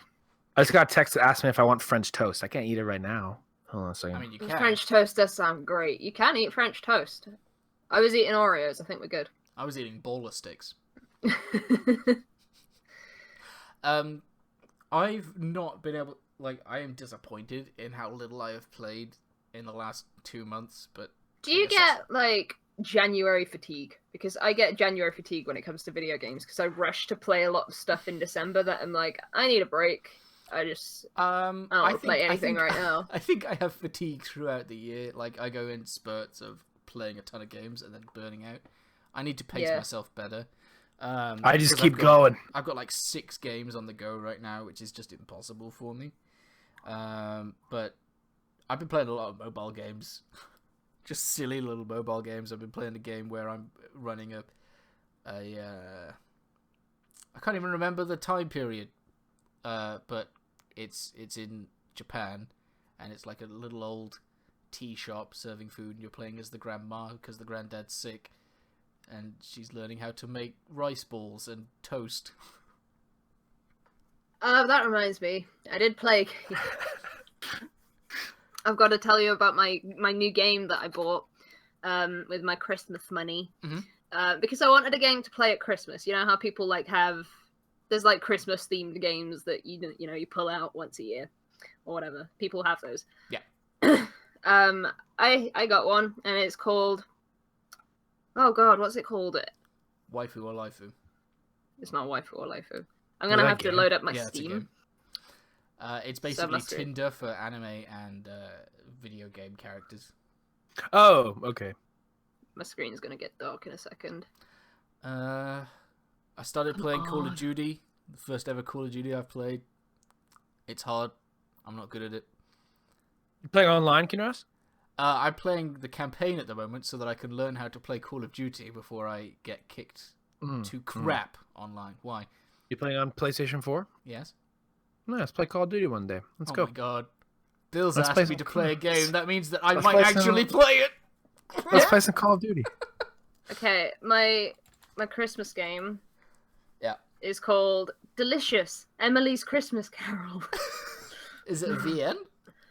No, it's The rhythm like a game. Diner Dash kind of game. Oh, Did you just get Dr. Pepper in your eye? it's Diet Coke, but yeah. Rest in peace, buddy. Yeah, it's like a kids version of Cook Serve Delicious. It's great. I really enjoyed playing it. How much? How much did it cost? Mhm. I don't know, like £2, £3, something like that. Okay. But I just wanted like a Christmas game, so I played that one, and it was so much fun, and I was really surprised by it because it's a kids game. Yeah. I'm not sugarcoating that; it's for children. But it made me want to play Cook Serve Delicious 2 an awful lot. So That's Kinross asked about fatigue, or no? Yeah, but you asked about January fatigue. Kinross said he gets fatigue all the time. I'm getting the questions confused. I like. There were no questions. Oh yeah, well you didn't ask the question. Abby did though. I just got a new PC, so I have like no time to get fatigued. Cause I'm like I gotta play all these PC games that like new PC, like all these games that I haven't been able to play for a while. And not that I couldn't run Cook Serve Delicious 2 before, but it's like my old PC was so I don't want to look at it. Like I don't want to play anything on it. Like, you're dusty. I'm done with you. So That's such an easily solved problem. well, I meant like not literally dusty, Yeah, I but know like what just you like you're Old. just you're an ancient artifact. So I bought Cook Serve Delicious 2 because I have to. You know, I had to buy this game. I love Cook Serve Delicious 1. I had to buy this game. I challenge you still. Apparently, at launch, Cook Serve Delicious 2 wasn't so hot. I didn't know this. I don't notice at all. I guess I was missing stuff. Whatever. As long as I can Little cook. undercooked. Oh shit. Food puns. This look. If you like Cook Serve Delicious, in its current state, there's been a bunch of patches. Cook Serve Delicious 2 is really fucking good. Very hard. It's I'd say harder than... I'd say it's a lot harder than one. What was the difficulty called? It was like hell difficulty or something in the first one. Yeah, extreme or I forget the name of it. But I think they added more difficulties in this one, I think. But it is hard because they add the addition of like the holding stations and all that stuff, and those exist to make your life easier. But at the same time, they make it harder because it's another thing to manage. Yeah. And in Rush Hour, it's like a strategy of like, oh, what do I put in the holding stations? Because there's two things you can put in the holding station: foods that require the holding station, and foods that you could prepare on the oven, but you could also put in the holding station. So, for example, cheeseburgers. You could throw a bunch of patties in your holding station and have pre-cooked patties ready, so that when someone orders a burger, you have the patties in reserve, and you can just slap the patties in the bun. Whereas if you don't put them in the holding station, you have to cook the patties and they wait. Now can also be a good thing because that means less money. But if you have like 6 people in rush hour who want to order burgers and you don't have those in the holding stations, putting those on the oven takes time and it gives you a breather in a way. Oh, the other thing you can put in holding stations are side dishes, and these are super important because those buy you time. So if you have like French fries or tater tots or like, onion rings in your holding stations, I don't quite know what kind of restaurants this developer goes to, but like, they're there. So the customer's just eating them while they're waiting for their food. So like at the register. So like if you put like a lot of French fries in your holding stations, that'll make people more patient to wait for you. So if it's rush hour and you have a lot of sides on, you might have like 50 seconds per dish, which is a lot of time when you have so many coming at you. But I just can't imagine people just eating the fries, but whatever. I guess it works. Those are super important to have. So it becomes a balance of like, what do I want in my holding stations? Do I want foods that are hard to prepare so that when rush hour comes, I have the ingredients ready, but those foods might not necessarily be holding station required foods. And if somebody orders a food that's required from a holding station, you have to go into your holding stations and add them and wait for that shit to cook. Whereas if you prepare those earlier, you have them. So it's a crazy balance. There's already a lot to balance in Cook Serve Delicious. There's even more to balance in this game, which like seems overwhelming at first, but like once you get your bearings and you get your feet wet again and back into the cooking things, it's really fun. Yeah. And what's cool is you have like the campaign, and like the campaign is, you know, you have like your menu and then you unlock foods and you buy them. But they also have all of these like preset restaurants. Like you start off with a burger one unlocked, and those have set menus. And there's like maybe like 40 challenges per restaurant, each with a different menu. Was it kind of like the Iron Chef challenge? I think so. One? Yeah. I couldn't do that. I tried my hardest, but I got stuck to like a level that was like, you have to make lasagnas really fast, and I'd never made a lasagna in the game. It's less like there's like objectives. Like there are things like for each one you'll get bronze, silver, gold. But each one, like, oh, this one, like each one's more of like a different menu rather than a different challenge. So like the burger one, you start off in the first bubble level you have there is you have cheeseburgers, corn dogs, and like chicken nuggets or something. And then you'll beat that and you'll unlock the next level for that one. That might be like cheeseburgers, milkshakes, and something else. But then you can unlock like a frozen yogurt place. You can unlock a Chinese food place. There's like a ton of different themed restaurants to where like you could practice different foods before you even unlock them, like in a setting of a level rather than just practicing them in the. So it's cool, and you can customize your restaurant in the campaign. You can unlock like cosmetics and stuff and put them all over the place. Are they loot boxes? Fun game. They look like loot boxes. But you unlock them for like leveling up and stuff. But you just get like tables and shit out of it. Like it's pretty big box. Yeah. Oh, it comes in a giant wooden crate, and then you pop the crate open, and then like, oh, I got a table. Yay. But next sale, I'm definitely gonna pick up Cook Serve Delicious too. I probably will. I loved the first one, and you can get the first one for like 60p on sale. Yeah. So both games are on sale currently. On Good Old Games. Yeah. Dog. Yeah. I enjoy Cook Serve Delicious Uno. I didn't go quite as deep into it as you do. I just had it as like a nice little, I'm going to push some buttons and have a little bit of a chill. That's the thing with me in games like Cook Serve Delicious is they should be there to kill like 20 minutes before a thing happens. I will literally sit and play it for hours. And that's why I've not gone in on it on Cook Serve Delicious 2 quite yet, because I don't really have a ton of time for games right now. And I know I'm going to have problems getting myself away from that game once I get into the zone. It's kind of like The Sims. Yep. I don't want to talk about The Sims. We could talk about... say this. If someone could make a game like The Sims, so I don't have to give EA my money, that would be great, because that currently does not exist for some reason. It blows my fucking mind that there is not... be like a really hard type of game to make.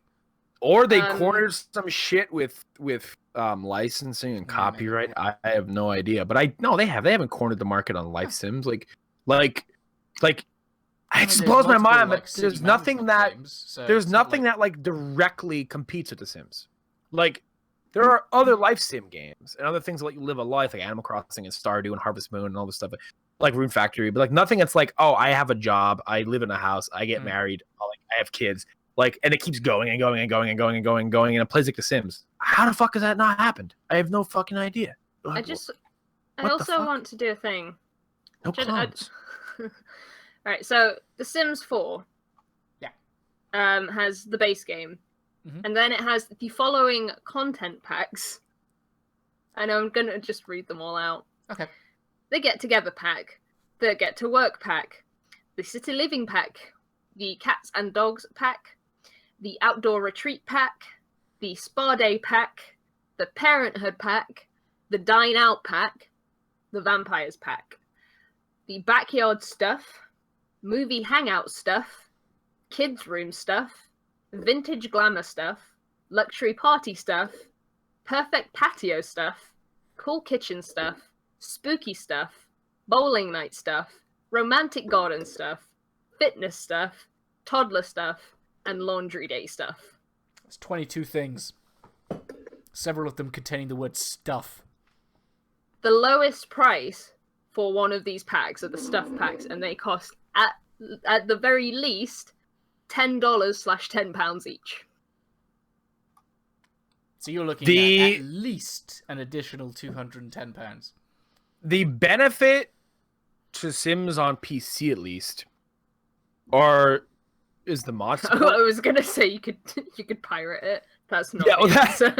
Okay. You can pirate DLC packs too, by the way. If you own the game. Just saying. I've never done it. I'm just saying you can. Cut that. The EA police coming. Oh shit. They're gonna come. I'm gonna see the big thing pop in my room, the big pillar of light, and then a little Sim's gonna walk in as a cop. Like, and I'm gonna go away, and little Sims cuts. Have I seen the Pitbull scandal? Is this where they made a bull pit scandal? They made a bull pit, and the bull pit texture was just a 2D flat thing, so it looked like garbage when Sims were actually using the bull pit. And also, SimCity on the SNES is great, and it's such a shame that it wasn't on the SNES Mini. I love that game. You know what is great though? City Skylines. That's good game. You know, I was gonna get back into that, man, and there's so much DLC for that now too. Fuck! I was so sad. I was like, oh man, all of their DLC is like pretty massive. Yeah, they have an expansion pack, but it's it's expensive to. It's like a train sim. Those games are expensive if you want a lot of stuff. Dude, I was gonna get I was on sale on Humble Bundle, Total War Warhammer, which I've been wanting to play for a while. It looks great. And Total Warhammer 2 is out, but your stuff carries over from the first games you play. It's like I might as well. The first one's on sale for like it was like $11 or whatever. Dude, there's like $170 worth of DLC packs for that game, and they all add things that you probably should have. Yeah, and like fuck you, like no, people. Release complete collections for your games after a while. I know it's like not conducive to profit anymore at that point. Like, oh man, we have all these DLC, but what do we do? Like, man, it's just so. It boggles my mind that they don't do that with The Sims 3. It's insane to me. Who's buying The Sims 3 anymore? Like, what's funny is like I feel like The Sims 3 to have their Sims swim. I feel like The Sims 3 might still be doing well. Like, it's still in like the top 50 concurrency on Steam. It's like, what the hell? Like, the fuck? Can we can they just sell The Sims to another company so I don't feel bad about buying it? Well, Maxis got shut down, didn't it? So they just exist as Sims game. Yeah, I think there's like a splinter crew there just existing to pump out make DLC Sims lamps and shit. But have you seen some of the stuff you get in these packs? It's like furniture. Like 7 pieces of furniture. And then there's also the workshop stuff, isn't there? So you can get like community stuff. That's what I mean. Is like that's the benefit of it on PC at least is that there's a ton of custom content. Like if you see something in a stuff pack, like it's like Halloween themed tables, I'm sure I could find some of the community made that might even be better and just get those. Like when my sister would play The Sims 4 on PC, like her game was just full of fucking mods. Like it didn't like there's so much shit in that game that like wasn't even in there. But unfortunately, like the gameplay, like stuff, like new jobs and different areas, and different buildings, all that stuff you have to pay for, and like. Like that kind of mod support isn't in the game, I believe. So, that's a bummer. Even though they released Sims 4 on console and it only has 2 of the expansion. The fuck? And it doesn't even come with them. What the hell? Yeah. You release a console port and it comes with none of the DLC bundled in? What the hell's the matter with you? Like, what kind of fucking sick brain do you have? Like, the money kind. Yeah, if there was just like another company that did The Sims, because I think it was the last podcast we did, like, I'm not supporting EA anymore. So that means I'm not buying The Sims 4, no matter how bad I want to. And it also means that I can't buy Fee on the Switch, which is going to be sad because that looked like a good game. Well, it was just me that did the EA thing, wasn't it? And Bill, and I said I was going to try. Yeah, I mean, I'd like to not give EA money, but I'll probably buy Anthem and. Don't do it. That's really about it. Give Anthem at least 2 weeks before you buy it. Yeah, we'll see how it's looking. But yeah, I mean, maybe Maxis will splinter off like Platonic did.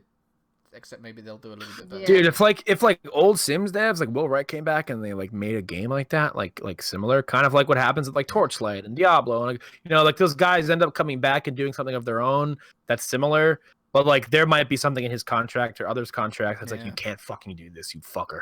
We make so much money off the Sims, but things I love the Sims. I think the Sims is a really addictive game. It's just I've been playing 3, and it's not like it doesn't have as many options as I remember it having. Which is They kind of might, a shame. to be honest with you, they might have patched it out.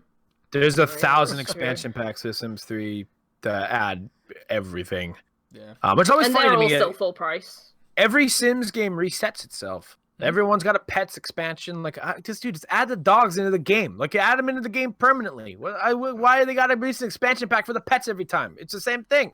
Like, what the fuck? It's insane to me. They've had the expansion pack problem since The Sims. Because I remember when Woolworths was shutting down, I bought all of the Sims like expansion packs for like 10p each because they had all these like physical copies that they needed to get rid of. It's like Destiny 2. Like, Destiny 2 came out, and a lot of the stuff that's coming out in these patches that are supposed to be fixing the game are things that were in Destiny 1. It's like, okay, I'm not getting excited for this. Like, how am I supposed to get excited about cats and dogs when I just had them? Like what should be in the game already? Bothers me. Anyway. What else we got? What else? I played PUBG the other day. Yeah. That game still looks like really unfun and a bit jank to me, but that is why I am probably going to stick with Fortnite. 1, it's free. 2, you don't need a PS Plus membership to play it. 3, at the very least, it doesn't look all buggy and jank as hell. PUBG's like officially released now, right? Yeah, 1.0. And I'm still pretty sure that it looks like stuff glitches and it's like DayZ levels of. It's gonna be janky, I think, probably forever. In those regards, I think it's a lot of fun. I think it's totally different than Fortnite. There's that whole war between the two games, especially nowadays. I think PUBG is in an interesting spot with its hacker problem. There's so many of them in the third-person mode anyway, and it's becoming an issue where Tencent, the gigantic Chinese conglomerate, has actually stepped in to help Bluehole arrest people who are making these hacks in China. And it's an issue where like you enter a game and you're probably gonna get killed by a Chinese hacker, and it's a bummer because like the gameplay experience in PUBG from the few matches that I've played of it are a lot different than Fortnite. They're a lot more deliberately paced. Like, it's a lot slower and it's a lot more tense. And I like that I can have those two different experiences with a battle royale game. And I think it's important that exists for competition's sake. But at this point in time, in terms of a polish level, I mean, people could say, oh, but Epic is multi-million-dollar developer. They developed the Unreal Engine. They know this shit inside and out.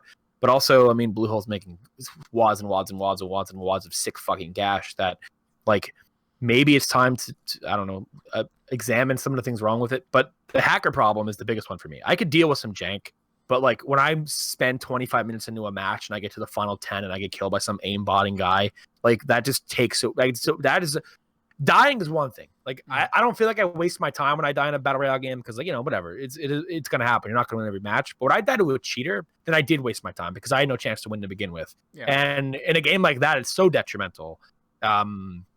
Because like you don't know someone's cheating and maybe until that point. Or if you're playing a Counter-Strike, you have 4-man teams, 5-man teams, whatever it is, you'll know right away if someone's aimbotting or if someone's wall hacking or if someone's speed hacking. Like, you might not run into the hacker for 35 minutes in PUBG, and it ruins the whole fucking game. And it has bummed me out because I was hyped to play it and I enjoyed my first few matches. And I don't know the solution to it. I mean, besides maybe better anti-cheat and maybe region locking the NA servers. I know that's a moral quandary, is like, but also Chinese players have extremely high pings as well. So it's like, why are they playing on our servers? I know it sounds like a build a wall thing, but like it's not. Like, it's like the regional servers exist for a reason, and if one of your problems is subsetted to one region of the game's server base, then like, I don't know, man, maybe fucking do it. Like I have no solution beyond that. So that game's in a bit of a weird spot at the moment. Fortnite, though. Fortnite's polished as hell. Fortnite is super good. It's almost funny. You look at the two games side by side, you would think Fortnite is in 1.0, and you'd think PUBG is not. And it's tale of two cities.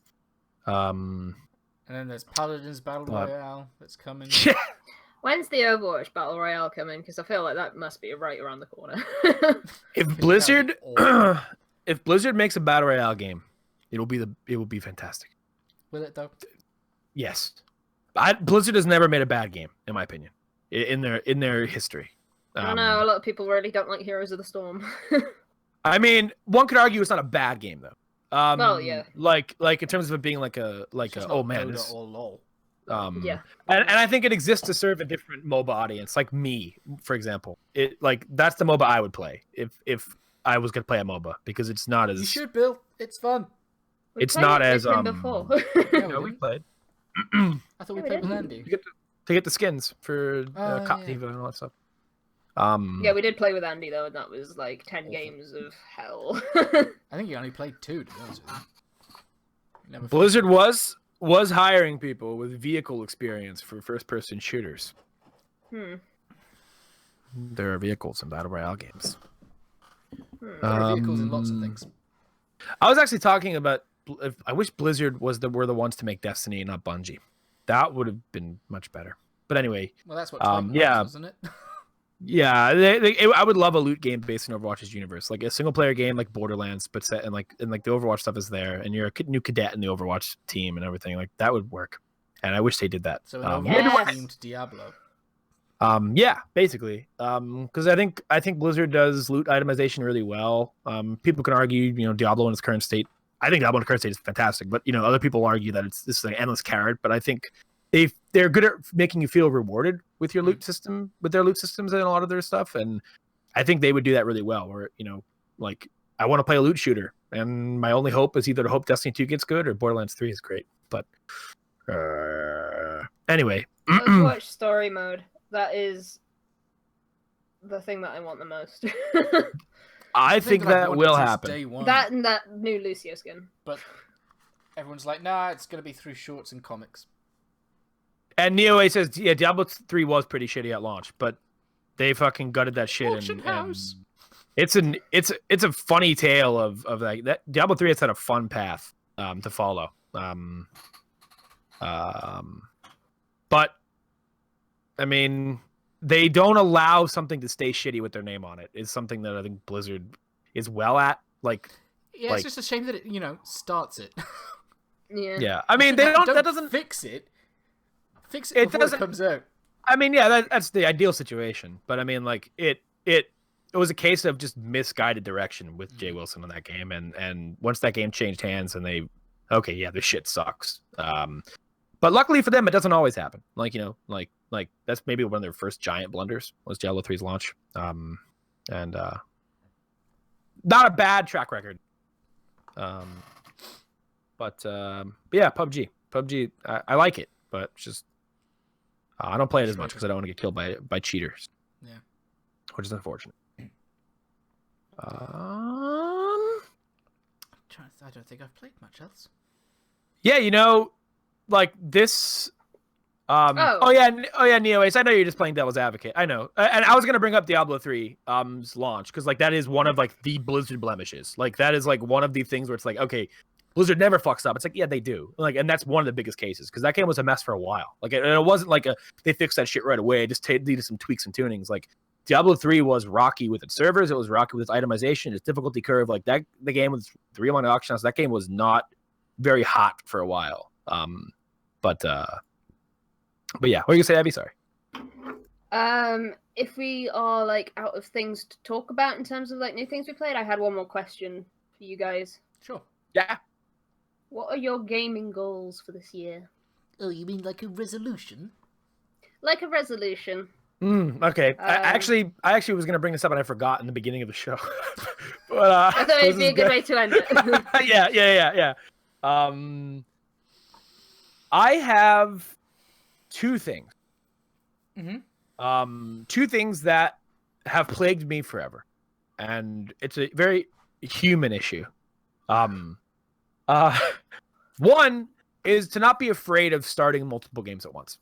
That's something that I think has kept me from playing a lot of things. Is that I have this mindset, and even with anime, it's again the reason why I don't end up watching a lot of anime anymore. Also, is that I need to have one thing started at a time. That's the only way I could beat this game. Is if I just focus on this one game.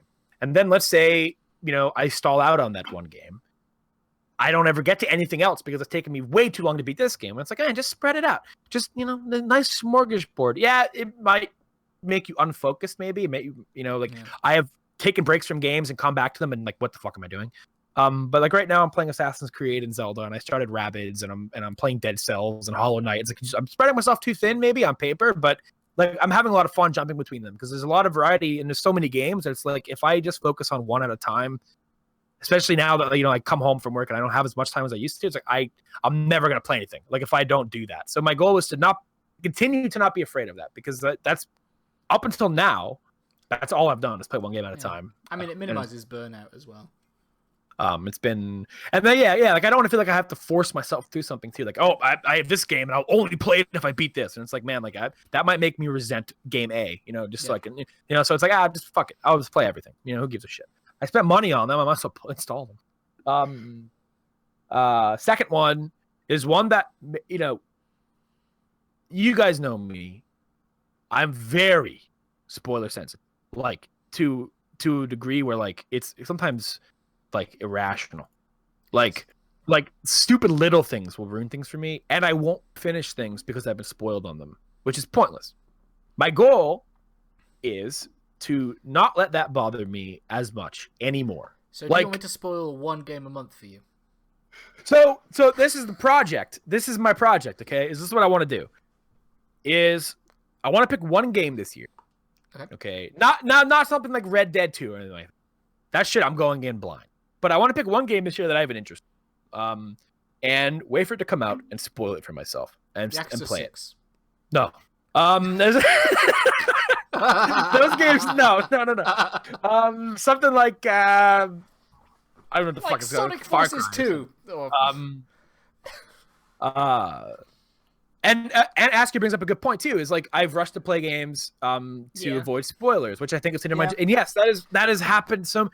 And that is exactly what I did with Persona 5. Yeah, I did. It's such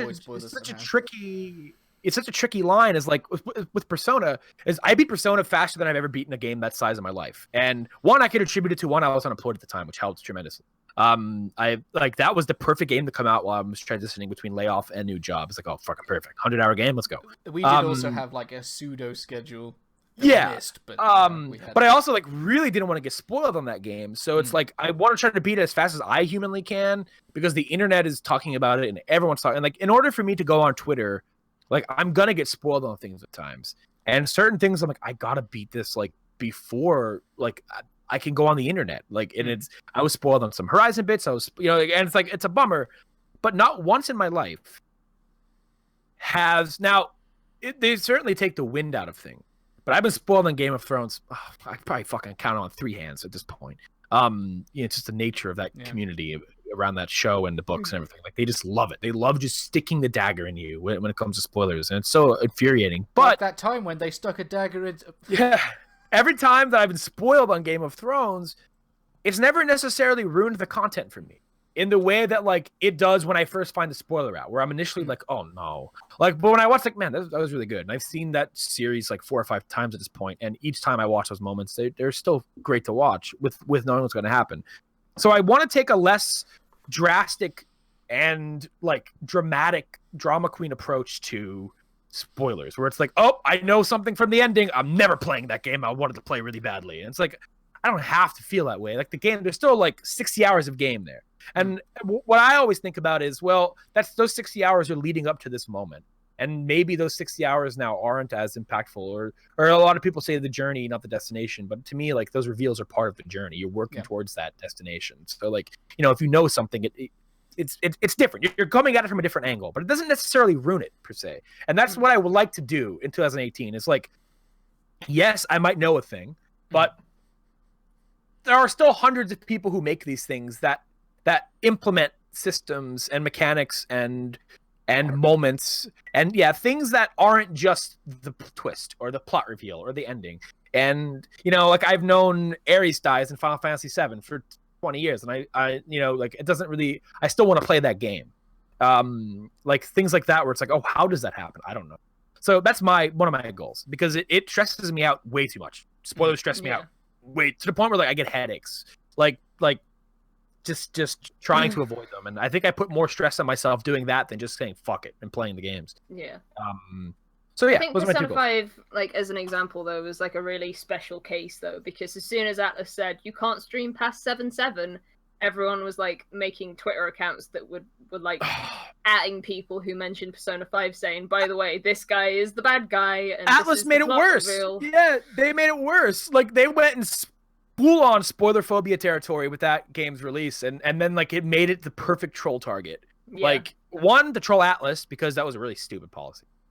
Two, Atlas put spoilers in the fucking press release, and then like then you have Twitter bots and like it was just nasty. And thankfully I was never spoiled on Persona 5. No, neither was I, but I was very cautious about like looking things up to do with anything while I was playing that game, because I think what happened was I finished that game in about 2 weeks, and something like that. Yeah. It killed me. It was not good for me in any sort of fashion. That's a short turnaround for Persona. It was like 91 hours. 91 hours. Then I had to wait 2 months for you two to finish the game. Well, Bill to finish the game, so we could do the spoiler cast. And it's I think the type of spoiler phobia that I think I'm most interested in erasing from myself and my brain are moments like this. Ready? Now, this is ridiculous. This is gonna sound ridiculous to everybody in the chat. This is gonna sound ridiculous to you too. But like I was so heightened, my senses were so heightened to like avoiding Persona 5 spoilers because like this game's 100 hours. I don't want anything ruined on me, you know, like any anticipation. Somebody submitted a screenshot to Twitter. All their characters leveled to 69 at once, and like that's funny. Of course, you're gonna post that. Like that's really hilarious coincidence. But it was like in the background, like when you level up, like the level up screen's kind of transparent. You can kind of see where you're at. Like look, instances of the environment. Mm-hmm. And this was the second to last boss fight. And second to last. Yeah. And you could see the background. And I saw that and I go, well, fuck. Now I know where the last boss fight takes place. That's a spoiler. And like you can't even tell what it is. It's so fucking vague and dark. But like I saw that and I'm walking around going, oh, I fucking know. I just know how it ends now. I'm like Billy, you're fucking nuts. Like you are reeled in, buddy. And it was driving me nuts. And that kind of stuff. Like I had some stuff from Zelda that I thought were spoilers. I was like, Billy, like just calm down. I'll tell you guys those afterwards because you guys have beaten Zelda. But like I was harping on this for a while, and it's like that doesn't matter. Like I want to try to just be a little more carefree when it comes to that stuff. And like if a game's good, it's fucking good. Like it doesn't matter. Yeah. I think I still am gonna I would like to have that mindset, but trailers spoil stuff for me sometimes. They spoil so much. Episode Prompto for Final Fantasy 15, you absolutely do not have to play it for story reasons after you watch the trailer because there's no reveals in the game past what's in the trailer. And that frustrates the fuck out of me because Square Enix can't stop putting these like massive moments in their game in their trailers. Square Enix is just so prone to that. You know that moment we make fun of in Kingdom Hearts from that trailer? You'll pay for this. You pay for that. Apparently that's a big spoiler moment. And like I didn't like that's just in the fucking trailer. Because I showed it to my friend. I'm like, hey buddy, like look at this. This is so funny to me. I never played Kingdom Hearts, but this is ridiculous. No, none of us know the context of that, but apparently that moment, like if you know what it is, that's a big story moment. And like that's just fucking in the remaster trailer. Now, like, one might argue, well, you're not watching the trailer for the remaster. If you're not, but maybe I want to see what the remaster looks like, man. I'm interested in the series. Like, don't spoil me on plot moments, Square. What the hell's going on? Yeah, Square are really bad for it. But yeah, I think I should say, like, I still would like to go into everything blind. Like, I would prefer that. But if I happen to get spoiled, like, I want to try not to let it like deter me from playing something that I really was looking forward to, because like that game is still there, or that show is still there, you know what I mean? So and it was funny. Sorry, this is a long aside. High school Bill didn't give a fuck about spoilers, and I wish I can get back to that point in my life, because like I just didn't care. Like I would watch a lot of romance anime, like shonen romance and like manga and all those things, and like I would look up the cast list. And if I saw, like, oh, these two I think are the main characters, let me look up the ending and see if they get together. Because if they don't, I'm not fucking watching it. So like I would like I'm not wasting my time on this if these two don't hook up. So like I would spoil the end to so many shows and go, oh, that one looks good. I'm gonna watch that then, see how they get there. But like nowadays, I'm like, no, fucking get away from me. I don't want to see that shit. You know, so like it was a weird though. thing. I feel like anime is a bit different to video games, but I had no interest in watching School Days until I knew everything. Right? Yeah, it's one of those about that things. show. And some people will say, "Oh, a spoiler makes me interested in watching something," because like I've heard things about like Silent Hill, like I've heard things about Silent Hill 2, like the twist in Silent Hill 2. Like I appreciate Silent Hill. I watched my dad play Silent Hill games. I've never watched him play 2. Not sure. Silent Hill 2 is the one where you get a letter from your dead wife and telling you to meet her in Silent Hill, and she's dead. But I just heard about the twist to that like a week ago, and I heard the twist. I'm like, holy fucking shit! I gotta fucking play that. Like that's fucking nuts. Like that's cool fucking twist. And like that's an instance where like like School Days where like everyone's talking about this thing and it's like, whoa. Same with Doki Doki Literature Club. It's like everyone's talking about like, oh man, just it's fucked up. I'm like, I gotta see what you're talking about. Like because I think maybe even knowing that is kind of a spoiler because I think a lot of people want to go into that game blind, but it's like I gotta see what this is. It's the sort of thing where like even knowing that there's a twist, you don't know what the twist is, but you know that there is one. This was one of the first discussions me and Bill ever had was, is it a spoiler if you know that there's a twist, but you don't know what the twist is? It's not as much of a spoiler, but it is still a spoiler because you're expecting something to happen. Yeah. You're the whole time you're like, oh man, like now that this story kind of subverts it. Yeah. But I think one might also argue that these days everything wants to try to throw a twist at you. So it's like I'm just waiting for it in everything at this point. Or like everything these days either wants to hit you with a twist or like just make you feel like shit by killing off major characters the Game of Thrones way these days. So it's like I'm just expecting everything to just rip my heart out anymore. Yeah. I mean, that's how I've always expected things to go. Any film I see, any show, or any game, I'm expecting everything to go horribly wrong any moment now. But so there was a point brought up in chat saying that with anime, the story is what gets you satisfied, whereas in a game, it should be the gameplay. And I agree to like a certain point, but I think because I was attached to, I'm using Final Fantasy 15 again as an example. Because I was so attached to the characters, that made me attached to the story, and I think I honestly would not have cared about Final Fantasy 15 nearly as much had it not had like Prompto, Ignis, Noctis, sort of Gladio, I guess. But like, if those guys hadn't been characters that I cared about, I don't think I probably wouldn't have like finished the game. That's an interesting thing about video games is there are so many different things that could hook you into it. So like for some people, they might not give a shit about those characters, but they like the combat in a way, or like in Zelda's case, like Breath of the Wild, like the story might not be as like narrative heavy as like other games, or might not have a consistent through line or whatever, but like some people might like that, and maybe they don't like other systems in the game, or some people might like climbing shit or whatever.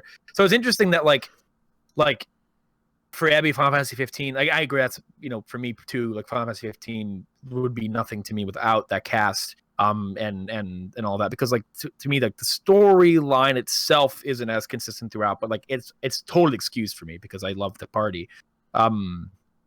Like for like a video game, like the story isn't everything 100%.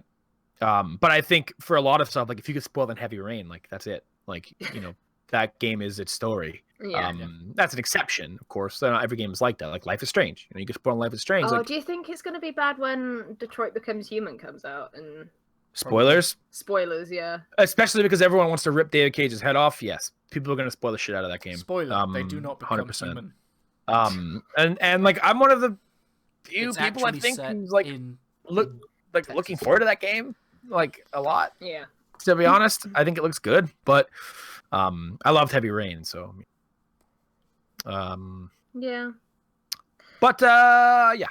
Ken Ross, do you have any gaming goals for this year? I would. So that's the discussion we're still on.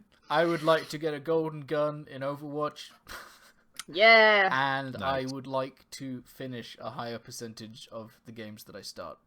Nice.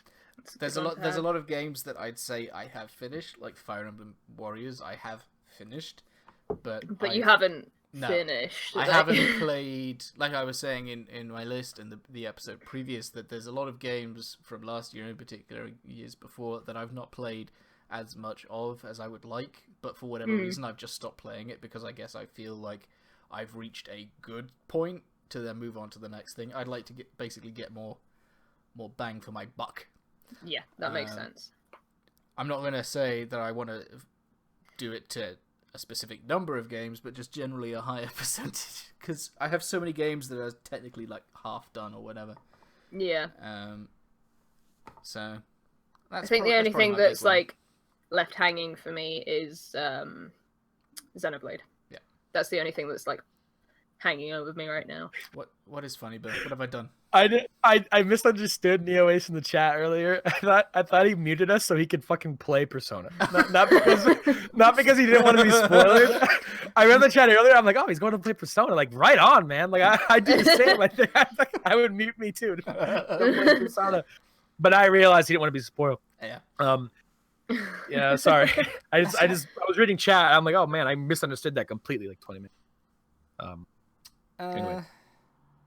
Yeah, I think that's a decent thing Good to goals. be in. Yeah. Yourself, Ebby? I almost called you by your full name. I'm sorry. Ooh, danger. I'd have been dead. Yep. The episode just would have gone.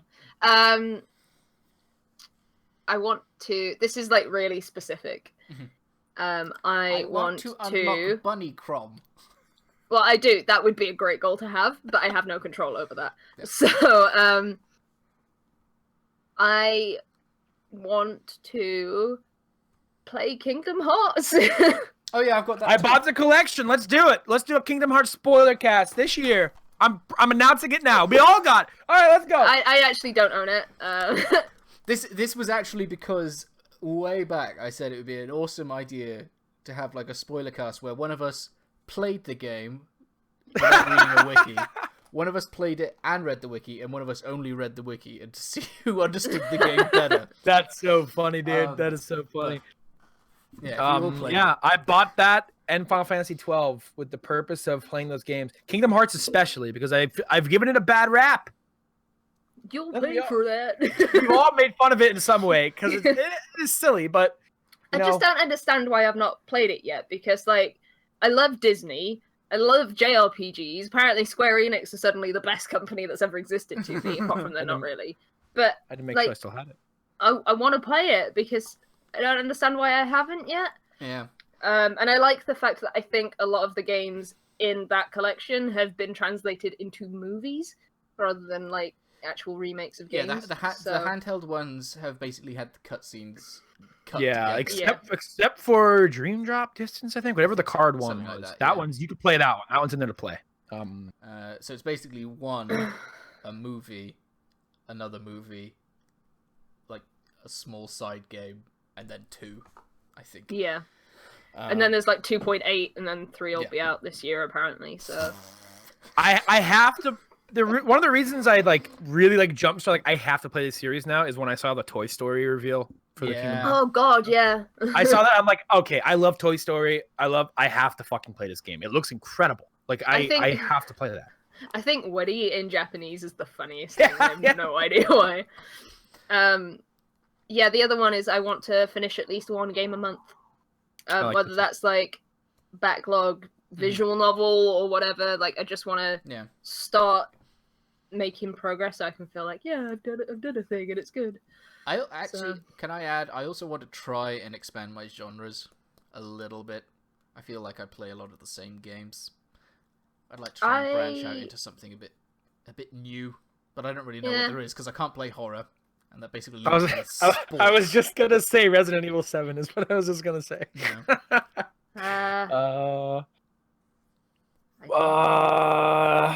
I'm looking at my games. I'm in a really fortunate position right now where I don't have much of a physical game backlog apart from Xenoblade. So it's just Steam games. Yeah. Valkyria Chronicles. I'm never going to get play through that Valkyria backlog. Chronicles. Play Valkyria Chronicles 1, both of you. Wait. Right now. I do have a Valkyria Chronicles on Steam. I think it might I might have it on Steam. It's 2 or 3. Dead- I think. It's just one. It's just the first game's on Steam. 2 is a PSP game, and 3 was never released in the States. In that This case, isn't yeah, in I'll- alphabetical order. No. Valkyria Chronicles. So you two can get hyped for me for 4. I think you both will love Valkyria Chronicles a lot. I started it. Hold on. I didn't get very far. Yeah, I do own it. I do own Play it, love it. Play it, love it. I bought it 3 years ago. I think I bought it longer ago. The PC port's very good too. They did a really good job with it. Other than that, though, I don't know. I don't know that I have like any big sort of Yakuza. goals. Yakuza, I want to get to. I really want to get to that game. I just gotta find it. I can't even lend you my copy because it's digital. Lend me a You know- PS4. You know what my biggest shame is? Do either of you close the thing that we're most disappointed in ourselves with 2017? I didn't play Gravity Rush 2 at all. I'm looking at it. Oh, I'm looking at it, and I'm like, what the fuck? What the fuck, Bill? That would have made your list probably. You dumb shit. I love Gravity Rush 1, and sequel came out in like the fucking spring. I didn't even get to it. I'm disappointed So that sad. I didn't finish Xenoblade Chronicles in a way, because I finished Persona 5 in 2 weeks, Yeah. like a crazy person. How far are you? Not very far at all. I think you're. no, I think no, you're a I'm like chapter away level. from halfway. I'm like level 32. I've had that bug now. By the way, it's added 30 hours See, to I my wasn't playtime making for it no up. reason. Oh man, the fidget spinner's out. Yeah, there's a bug in Xenoblade Chronicles 2 where sometimes when your console is asleep, it adds the hours that your console is asleep to your playtime. Oh, So I no. jumped up from 20 hours playtime to 90 in between my play sessions because I don't turn my Switch Oh. off. No. That would bum me. That would bum me out. So I don't know how long I've genuinely spent playing the game, which is unfortunate. I But think, maybe it might say in my like playtime on my actual like Nintendo yeah, it account. should. The playtime on the Switch is not massively accurate because it's like a general It's more thing, accurate but- than adding 60 hours onto my playtime. Yeah, though, it's so. more accurate than that. So I think my biggest disappointment in myself in 2017 is that I just did not play more games as much as I would like. It was basically a new job for me. Work got super crazy, and then I never sort of caught back up. So I've got a bigger backlog than I'd like to start 2018 with. But simply Maybe what you need to do is just clear out all the games that you know you're not going to play. Yeah. Trim the fat. Trim the Because fat. I started doing that. I started doing that with my anime collection. I started just going through things that I'd either like seen and I knew I wasn't going to watch again, Yeah. or things that I knew I was just never going to watch. Mhm. I've got so much room left on my shelves now, and you know I can pick something out easily and go, "This is what I feel like doing today." Yeah, I So think maybe that you should do that with your games. Whilst I want to play more games at once, I think I do just need to trim down and say, I am beating this game, or I am playing this game. Nothing is going to get in the way of me doing that. I'm definitely going to have to do that with Kingdom Hearts because I hated it the first time I played it. So it's going to be a uphill fight to get. Maybe we could have maybe we Support could have like groups. a mini series on us and our adventures through Kingdom Hearts. You just gotta listen to the theme song, Kid Ross. You just gotta listen to the theme song, and you'll beat that game. Are we going to be claimed? For me singing simple and clean, I fucking hope not. There's For one their thing I'd sake. like to add to Bill's list of things to play this year, though, because I genuinely think he would enjoy it. Life is Strange. You have to play Life is Strange. That's one You of my have to other play- You have biggest to play shames. Fire Emblem this year. Switch is Fire Emblem. A Fire Emblem? Oh, Switch is Fire Emblem. Okay, I was gonna say, yeah. Okay. Depends if it's good. If it's like Fates, then never mind. Fates is okay. I see it. Here's the problem. Okay, I'm looking at my stuff up here. I got Gravity Rush 2. Mhm. Okay, I got Life is Strange to play. That's one of my biggest shames. I want to play that so bad. Like, really bad. Oh, the I've first You owned it. really for a like while. it. Yeah, he's not played it, Um, so. I want to play more Hitman. But here's Oh, the God, here's the, I here's- forgot I bought here's- Hitman. Hitman's a blast. Here's the problem though, is I just resubscribed to World of Warcraft. There's I want to play Final Fantasy 14. That's also on my list this year. I want to play 14. This has never happened in my life where I right now have an active subscription to World of Warcraft and an active subscription to Final Fantasy 14. I subscribe to 2 pay-to-play MMOs at once right now. And you have less time than you usually do. Yeah, it's volatile. I gotta slow my fucking roll here, but I am playing them both actively. It's fucking messed up. Anyway, I'm never gonna play anything this year. They're adding so Final Fantasy 14. This is way tangent, big time tangent. But that's what we're all about here. The raid in Stormblood, the Deltascape thing, like this weird little fucking thing. It's like a totally like it exists for fan service. So the first wing of the raid had a lot of callbacks and bosses and references to Final Fantasy 4. The next wing has stuff from Final Fantasy 6 or Final Fantasy 3 in the States, depending on which one you're looking at. The one with Kefka. And like one of the bosses is the train from Final Fantasy 6 that you fight in that game, and one of the bosses is Kefka. There's one more wing, I believe, that they're going to be opening. If they do Final Fantasy 7, their subscriber base is going to shoot through the roof. And I hope they do it. Because I can talk about this for 90 hours. I'm not going to do it.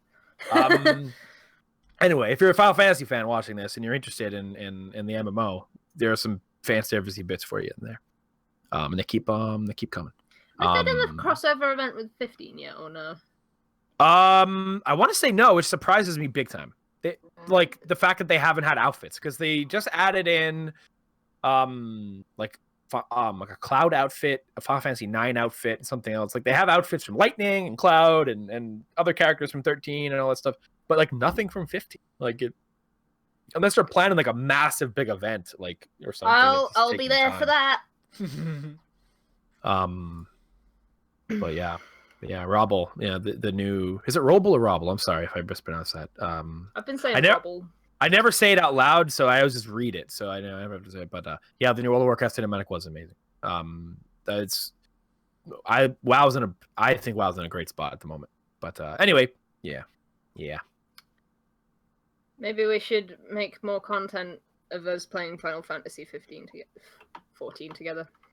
Oh yeah, 15. We kind of have a video that's not out yet. Oops. I wonder what we talked about in that video. That is like not the Game Awards. Probably. We talked about the Game Awards. We talked about the Game Awards, and then we talked about all this stuff that then got patched the week after. It's like Jesus Christ. Maybe That's we funny. need to redo that. Yeah, we'll just scrap that well. video. That's a time No, don't capsule. scrap it. You still gotta upload it. Yeah. I'll upload it a year after we recorded it. So about the Game Awards, though. Breath of the Wild Game of the Year, dude. Robble, got it. It's pronounced Robble. We did it. Okay. Anyway, yeah. Anything else to add before we depart? I was gonna say, did we want to talk about our perma plans, or are we still keeping those? I think Quiet no. for the moment. I think for our sake, no. At least not Soon concrete you will details. Yeah, I'll put a video together with everything. Yeah, okay. I have a plan for that. I wanted to message you guys about that. No, we can talk about it quick after the stream if you want. It's funny. It'll be funny. But yeah, we have some fun stuff coming to the channel and to make it more active and to even do more stuff like this. The one thing I will just say that I am definitely going to do it is I'd like to do at least every Friday.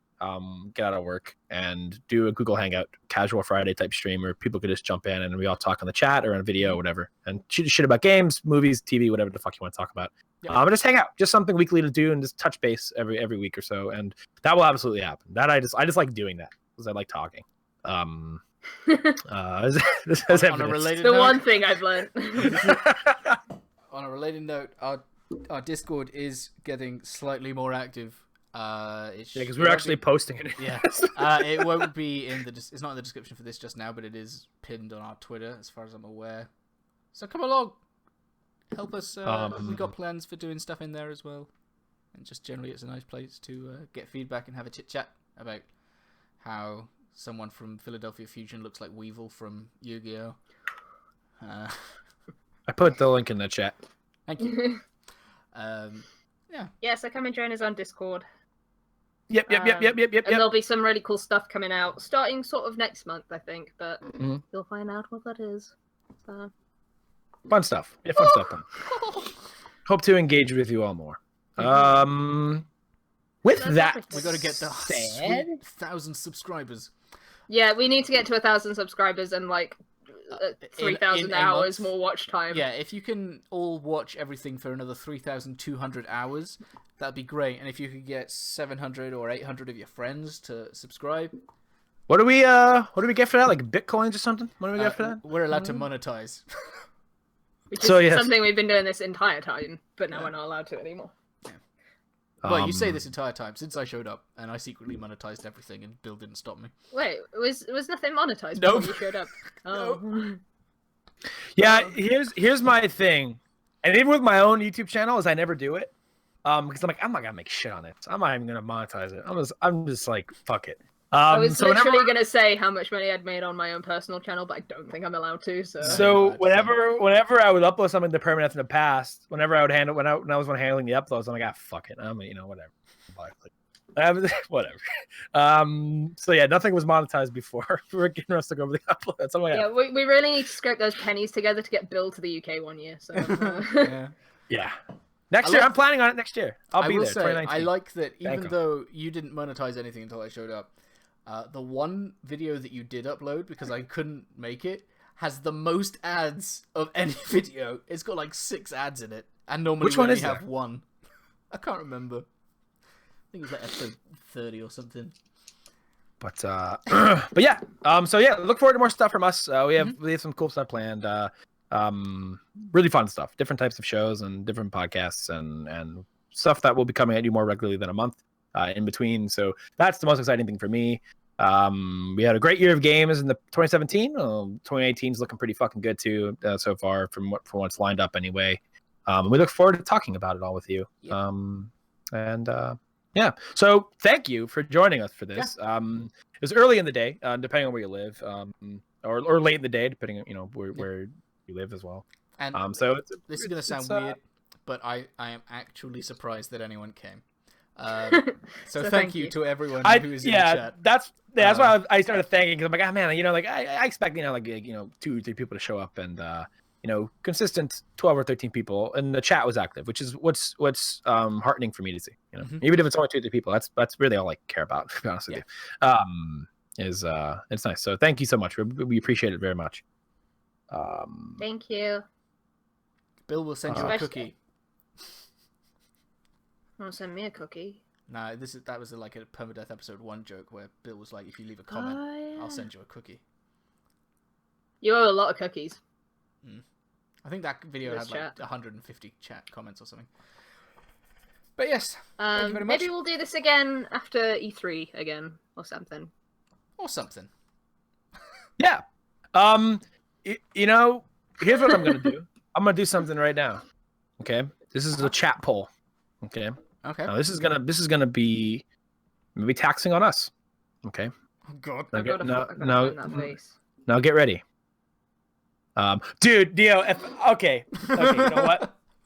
Cook Serve Delicious in real life with Bill. That would be the best video. I'm gonna make that this year. I'm gonna make it this year. Fucking bank. Do you want me to put it in the donk? Put it in the donk. Put it in the. Is that going to be your intro to the competition between the 2 of you? You're each going to be doing your own I'm gonna pick stuff from the Cook Serve Delicious menu and try to cook it in real life. So bank on it. But that's coming this year. Salad. 100%. Yeah, I'll make some. Yo, they added cereal to Cook Serve Delicious too. Was that in the first game? I don't know. I don't think so. Cereal. Right? Yeah, they added cereal. Think so, no. Anyway, yeah, thanks. That's happening, Neo. Good suggestion. This is what I meant. Community dialogue. Yeah. So yeah, Cook Serve Delicious with Bill. That's happening.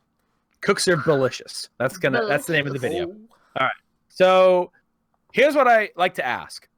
Okay. Because it's actually something I've been wondering, and I think if people would want it, I think I'd be willing to put in the extra effort to do it. For future episodes, would people like the camera setup like this?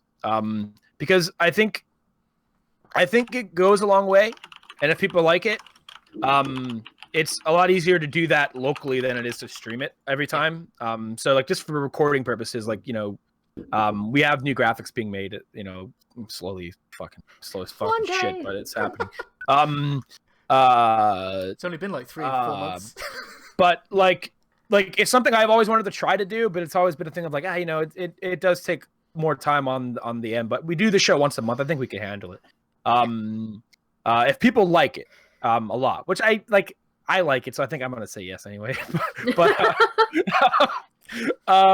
Bill will be the only one with video. That'd be really like funny. little flapping South Parks or something. Yeah.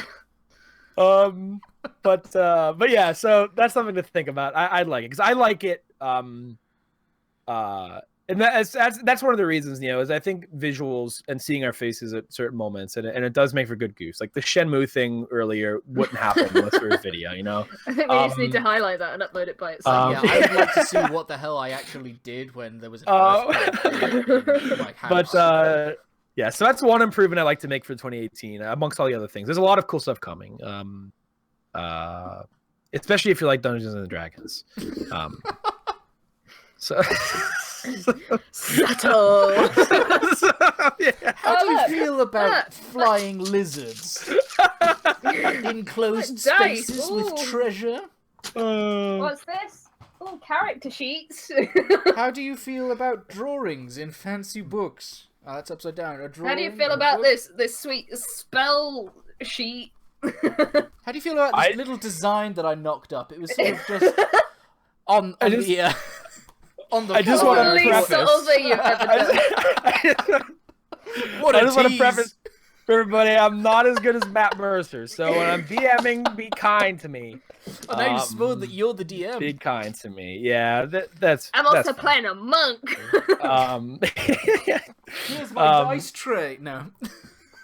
But it'll be fun. It'll be fun to watch because yeah, I think a D&D thing is okay to talk about because that's 100% happen. Yeah. I'm making a homebrewed world and they're all gonna play in it and it's gonna be. I a lot know of fun. Nedmir is definitely excited about that. He might be the only person who's not as. Get hyped for D&D. Get hyped for D&D. Yeah. So with that said, again, thank you again for joining us for this. It was a lot of fun. I'm glad we did it. Follow us all on Twitter. Those links. Not on the graphic. But yeah, you know, I was thinking, I threw this together. And, Yeah. you know, it's funny. It's like I forgot to make it. And then it was like 5 in the morning. I'm like, oh shit. Yeah, when I said, "Hey, do you have this thing for me?" And I'm like, oh yeah, I'll make it. And it was a really complicated process. It shouldn't have been, but because I have a new PC, I don't have all the programs I had on my old one. So like, instead of using Photoshop, I used GIMP and everything. I'm like, I don't know how to fucking use this. Like, I have no idea what I'm doing. I was just fucking around. I was like looking up tutorials. Like, how do I make a square? Like, I literally had no idea how to make it. Making rectangle. shapes are hard in GIMP. So it was freaking me out, and I was getting angry. but where was I going with that? Oh yeah, the Twitter handles. Yeah, I didn't put them on there. I couldn't like fit them, so I'm like, fuck it. I was gonna put all of the contact info in the middle underneath my box, like our thing and Twitter, but I'm like, fuck it. You know, if people want it, they'll find it. But yeah, you can follow me on Twitter at Pepperdham. As always, you can follow the podcast at Permapodcast. You can find us on iTunes. This will be on iTunes. Yeah. At some point. And yeah, where are you two located? Twitter, in my bed, working on stuff that I don't want to work on anymore. Yeah, you do. I am located also on Twitter. My own bed. This chair. That chair with some Splatoon pillows on it. And at Kinrasso7. Cool. You know what? I'm also gonna drop my PSN and my Steam because and my Battle.net because right now I'm looking forward to playing more PC games with everybody. Everyone's playing PC games without me for the last 3 years. You know, I'm sitting over here like I can't run any of this shit. I can't run any of these fucking games. People playing. Overwatch wasn't out 3 years ago, but people are playing like fucking early access games. I'm sitting over here like I can't play these early access games. I could add me on Steam. you can add me on Steam at Pepperdham. You can also find me on Battle.net Pepperdham. Pound? What's the fuck? Is it a pound? Hashtag. Hashtag. Hashtag. Are you okay, Bill? Pepperdham. Hashtag. 1172. Add me on BattleNet. Which actually, unless you're American, I won't get that friend request unless I'm in Overwatch. So Blizzard, let's go. Come on, like what the fuck? But also add me on PlayStation at Lord Hogue. The Hogue stands for hoagie because I love sandwiches.